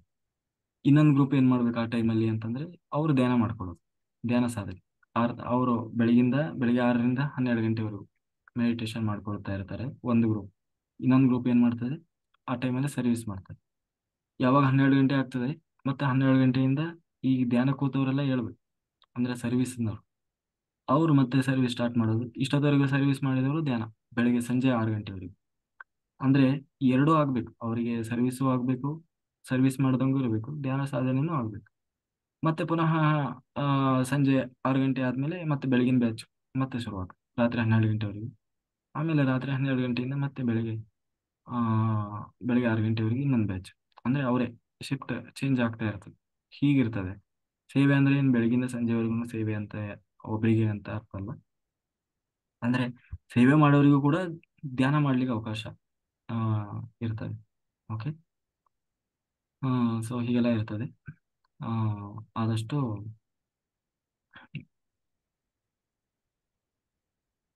ರೆಡಿಯಾಗಿ ಬನ್ನಿ. ರೆಡಿಯಾಗಿ, ಆಯ್ತಾ. ವಿಶಾಲ ಮಾಸ್ಟರ್. ನಮಸ್ತೆ ಸರ್. ನಮಸ್ತೆ ಎಲ್ಲರಿಗೂ. ಸರ್ ಬುಕಿಂಗ್ ಮಾಡಿದೀನಿ ಪುಣೆಯಿಂದ ಮತ್ತೆ ಯಾರಾದ್ರೂ ಇದಾರಾ? ಪುಣೆಯಿಂದ ಯಾರಪ್ಪ ಗೊತ್ತಿಲ್ಲ. ಪುಣೆಯಿಂದ ಯಾರು ಇಲ್ಲ. ಸೊಲ್ಲಾಪುರದಿಂದ ಇದ್ದಾರೆ. ಸೊಲ್ಲಾಪುರ ದೂರ ವಿದ್ಯಾ ಮೇಡಮ್ ಹಾ ಇರ್ಬೇಕು. ವಿದ್ಯಾ ಮೇಡಮ್ ಓಕೆ ಸರ್. ಅದೇ ಸರ್, ನಂದು ಇದು ಫಸ್ಟ್ ಟೈಮ್ ಸರ್ ಧ್ಯಾನ ಯಜ್ಞಕ್ಕೆ ಅಟೆಂಡ್ ಮಾಡ್ತಾ ಇರೋದು. ಅದೇ ಕೃಷ್ಣನ ನಂಬ್ಕೊಂಡು ನಂಬ್ಕೊಂಡು ಬರ್ತಾ ಇದ್ದೀನಿ. ಅದೇ ನನ್ ಮಗಳನ್ನ ಇಲ್ಲಿ ಒಬ್ಳೇ ಇದ್ದಾಳೆ, ಒಬ್ಳನ್ನೇ ಬಿಟ್ಟು ಬರ್ತಾ ಇದ್ದೀನಿ. ಅದೇ ಅವಳು 10th ಓದ್ತಾ ಇದ್ದಾಳೆ, ಸೊ ಅವಳನ್ನು ಮನೆಯಲ್ಲಿ ಒಬ್ಳನ್ನೇ ಬಿಟ್ಟು ಬರ್ತಾ ಇದ್ದೀನಿ. ಮತ್ತೆ ಅವಳಿಗೆ ಮೊನ್ನೆ ಮೆಡಿಟೇಷನ್ ಮಾಡಿದ್ದೆ. ಅವಳಿಗೆ ಏನು ಬರೀ ಒಂದು 15 ಮಿನಿಟ್ಸ್ ಅಲ್ಲಿ ಗ್ರೀನ್ ಕಲರ್ ಮತ್ತೆ ಬ್ಲೂ ಕಲರ್ಸ್ ಕಾಣಿಸ್ತಾ ಇದೆ ಸರ್. ಇವತ್ತೂನು ಕಲರ್ಸ್ ಕಾಣಿಸ್ತಾ ಇದೆ. ಅವಳಿಗೂ ಮತ್ತೆ ಅವಳ ಫ್ರೆಂಡಿಗೂ ಮಾಡಿಸ್ತಾ ಇದ್ದೆ, ಕಲರ್ ಕಾಣಿಸ್ತಾ ಇತ್ತು. ಅದು ಜಸ್ಟ್ ಅವಳು ಎಷ್ಟು ಒಂದು 10 ನಿಮಿಷ ಅದು ಫೋರ್ಸಬಲಿ ಕೂಡಿದಾಗ ಅವಳಿಗೆ ಆ ಕಲರ್ ಕಾಣಿಸ್ತಾ ಇದೆ ಸರ್. ಮಾಡಿಸಿವ್ರಿ. ಬೇಗ ಈ ವಯಸ್ಸಿನಲ್ಲಿ ಮಾಡಿದ್ರೆ ಬೇಗ ಧ್ಯಾನ ಸ್ಥಿತಿ ಚೆನ್ನಾಗಿ ಸಿಗ್ತದೆ ಅವ್ರಿಗೆ. ಆಮೇಲೆ ಎಷ್ಟು ಹೊತ್ತು ಕೂತು ಮಾಡಿದ್ರು ಬೇಗ ಇದಾಗಲ್ಲ. ಎಳೆ ವಯಸ್ಸಿನಲ್ಲಿ ಮಾಡಿದ್ರೆ ಬಹಳ ಬೇಗ ಅವರಿಗೆ ಥರ್ಡ್ ಐ ಆಕ್ಟಿವೇಶನ್ ಆಗೋದು ಇದೆಲ್ಲ ಬಹಳ ಬೇಗ ಇರ್ತದೆ. ಎಕ್ಸಾಮ್ ಅಲ್ಲಿ ಒಳ್ಳೆ ಮಾರ್ಕ್ಸ್ ತೆಗಿಬಹುದು. ಎಕ್ಸಾಮ್ ಅಲ್ಲಿ ಎಕ್ಸಾಮ್ ಅಲ್ಲಿ ಮಾಡಿದ್ರೆ ಒಳ್ಳೆ ಮಾರ್ಕ್ಸ್ 98% ಬರುತ್ತೆ ಮೇಡಮ್. ಇವಾಗ ಹೇಳಿದ್ವಿ ನೋಡಿ, ನಿಮ್ ಮಗು ಏನಾದ್ರು ಎಕ್ಸಾಮ್ ಹೋಗೋ ಟೈಮಲ್ಲಿ 10 ನಿಮಿಷ 15 ನಿಮಿಷ ಧ್ಯಾನ ಮಾಡಿ ಹೋದ್ರೆ ಖಂಡಿತವಾಗ್ಲೂ ಅವ್ರು ಏನ್ ಇವಾಗ ಬನ್ನಿ ಮಾಡ್ಕೊಂಡು ಹೋಗ್ಲಿ, ಅವ್ರು ಏನ್ ಕ್ವಶನ್ ಕೊಟ್ಟಿರ್ತಾರೆ ಆನ್ಸರ್ ಆಗಿ ಅದೇ ರೀತಿ ಅವ್ರಿಗೆ ಇದೆಲ್ಲ ಬರ್ತಾ ಇರುತ್ತೆ. ಯಾಕೆ ಆಲ್ರೆಡಿ ಆಗಿದ್ದಾರೆ. ಇವಾಗ 65 ಜನ ಸ್ಟೂಡೆಂಟ್ ಪಾಸ್ ಆಗಿದ್ದಾರೆ. 98% ಬಂದಿದೆ ಮೇಡಮ್. ತುಂಬಾ ಒಳ್ಳೆ ಜನದಲ್ಲಿ ನೀವು ಮಾಡ್ತಿದ್ದೀರಾ. ಹೋಗ್ತಾ 100% ಮೇಡಮ್. ಧೈರ್ಯದ ಹುಡುಗಿ ಆಗ್ತಾರೆ ನೋಡಿ. ಅಮ್ಮ ನೀವು ಓಟ್ ಬನ್ನಿ, ನಾನು ನೋಡ್ಕೊಂತ ಇರ್ತೀನಿ ಅಂತ ಹೇಳ್ತಾರೆ. ನೋಡ್ಕೊಳ್ಳಿ ಬೇಕಾದ್ರೆ. ನೀವು ಧ್ಯಾನ ಮಾಡ್ತೀನಿ, ಅದ್ ಬರೋರ್ಗು ಇದೆಯಲ್ಲ ಎಲ್ಲರಿಗೂ ಧ್ಯಾನ ಮಾಡಿಸಿ ಆ ಮಗುಗೂ ಅಷ್ಟೇ ಒಳ್ಳೆ ಧೈರ್ಯ ಬರುತ್ತೆ. ಅಮ್ಮ ನೀವು ಓಟ್ ಬನ್ನಿ ಅಮ್ಮ, ಹ್ಯಾಪಿ ಜರ್ನಿ ಅಂತ ನಿಮ್ಮನ್ನ ಕಳಿಸ್ತಾರೆ ನೋಡಿ. ನಿಜಾಗಿ ನನ್ಗನ್ಸುತ್ತೆ ನಿಜಾಗಿ ಮೇಡಮ್ ಆ ತರ. ಆಯ್ತಾ? Okay madam. ಹೇಳಿ ಸರ್.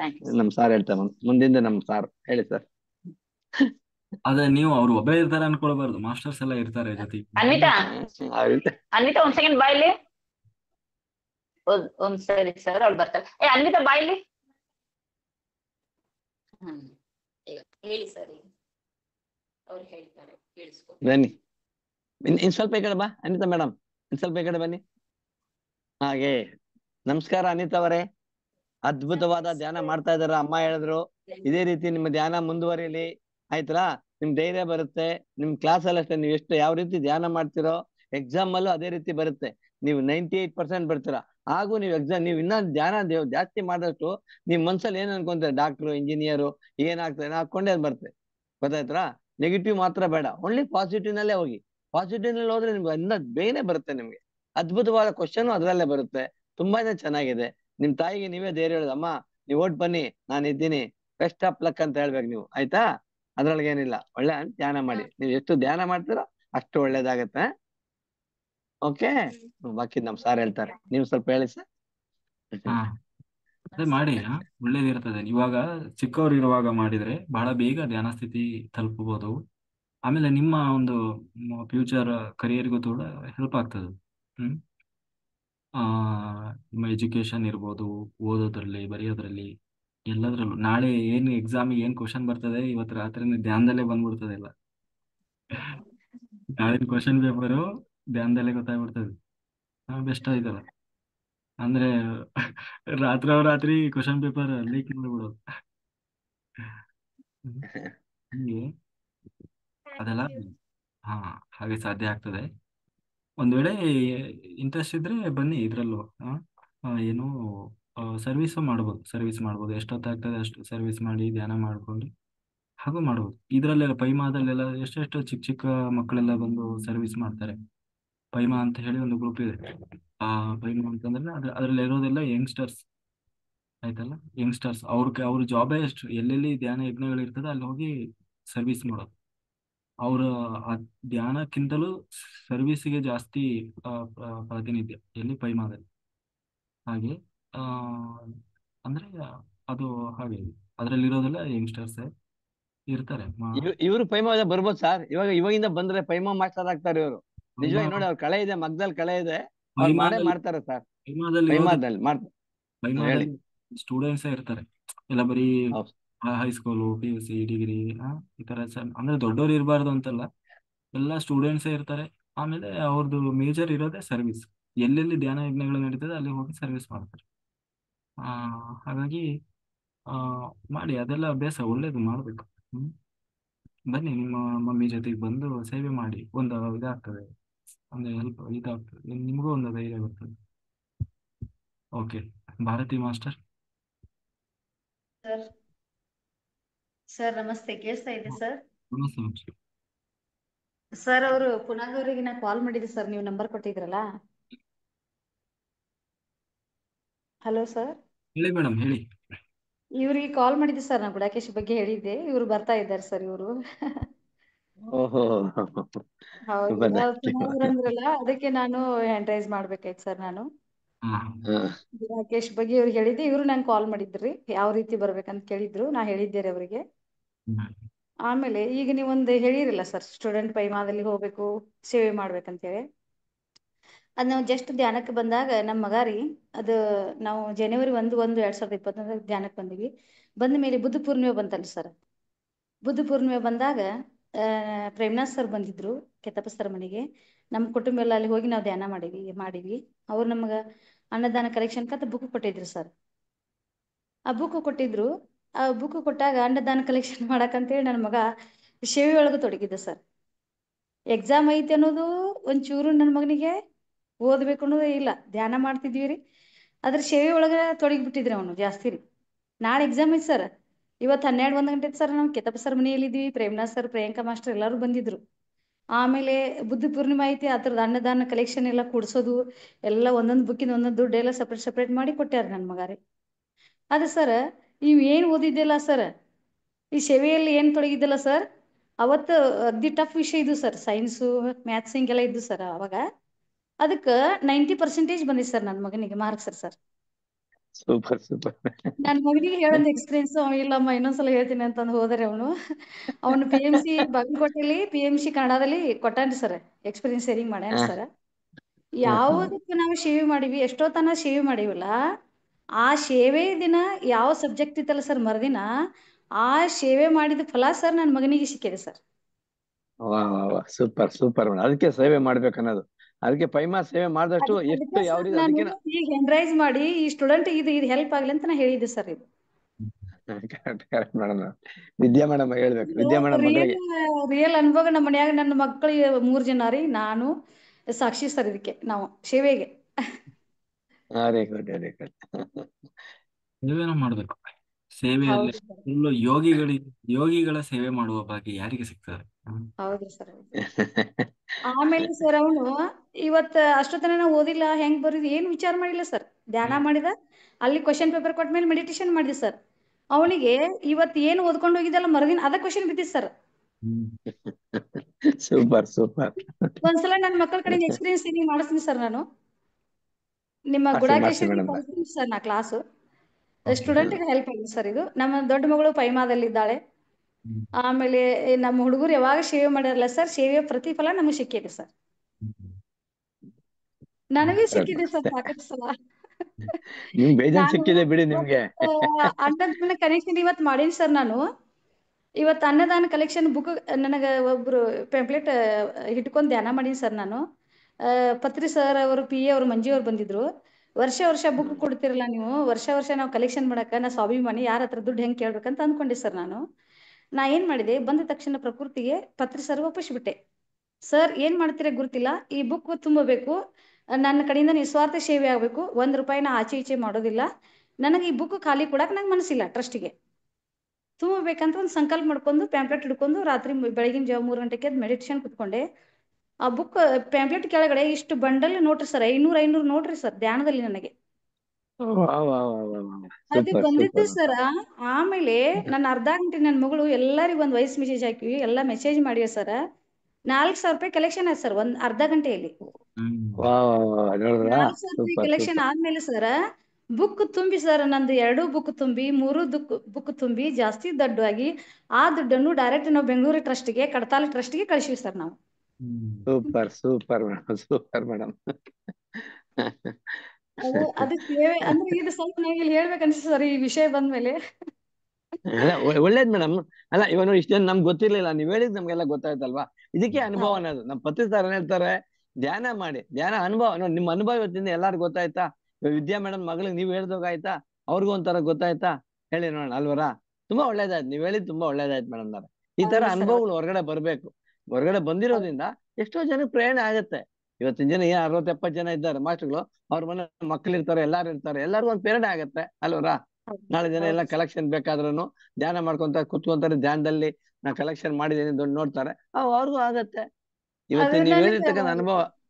ಪ್ಯಾಂಪ್ಲೆಟ್ ಹಿಡ್ಕೊಂಡು ಏನು ಮೆಡಿಟೇಷನ್ ಮಾಡಿದೆ ಸರ್ ನಾನು, ಅದು ಇನ್ನು ಬುಕ್ ಈಜಿಯಾಗಿ ತುಂಬತೈತೆ ಅಂತ ನಾನು ಬಿಟ್ಟೆ ಸರ್. ಪ್ರಕೃತಿಗೆ ಆರಾಮಾಗಿ ದುಡ್ಡು ತುಂಬಿ ಅದು ಬುಕ್ ತುಂಬಿ ಸಾಗರ ತರ ದುಡ್ಡು ಹರಿದು ಬಂದು, ಆ ದುಡ್ಡೆಲ್ಲ ದಿನಾಲು ಬಂದಂಗೆಲ್ಲ ಟ್ರಸ್ಟ್ ಕಳಿಸಿ, ಆ ಟ್ರಸ್ಟ್ ಯಾವ್ರಿಗೆ ಕಳಿಸಿರ್ತಾರಲ್ಲ ಅದು ಎಲ್ಲ ಅವ್ರಿಗೆ ಪ್ರತಿಯೊಬ್ಬರಿಗೆ ನಾನು ಕಳಿಸಿ ಸರ್ ಫೋನ್ ಮುಖಾಂತರ. ಈ ತರ ಸೇವೆ ಮಾಡಿ ಸರ್. ನನ್ನ ಮಗ ಭಾಳ ಹ್ಯಾಪಿ ಸರ್ ಸೇವೆ ಮಾಡಿದ್ದು. ನನ್ನ ಮಕ್ಕಳಂತೂ ಇವತ್ತು ಓದ್ಕೊಂಡಿದ್ದ ನಾಳೆ ನನ್ನ ಮಕ್ಕಳಿಗೆ ಕ್ವಶನ್ ಎಲ್ಲರಿಗೂ ಬಿದೆ ಸರ್.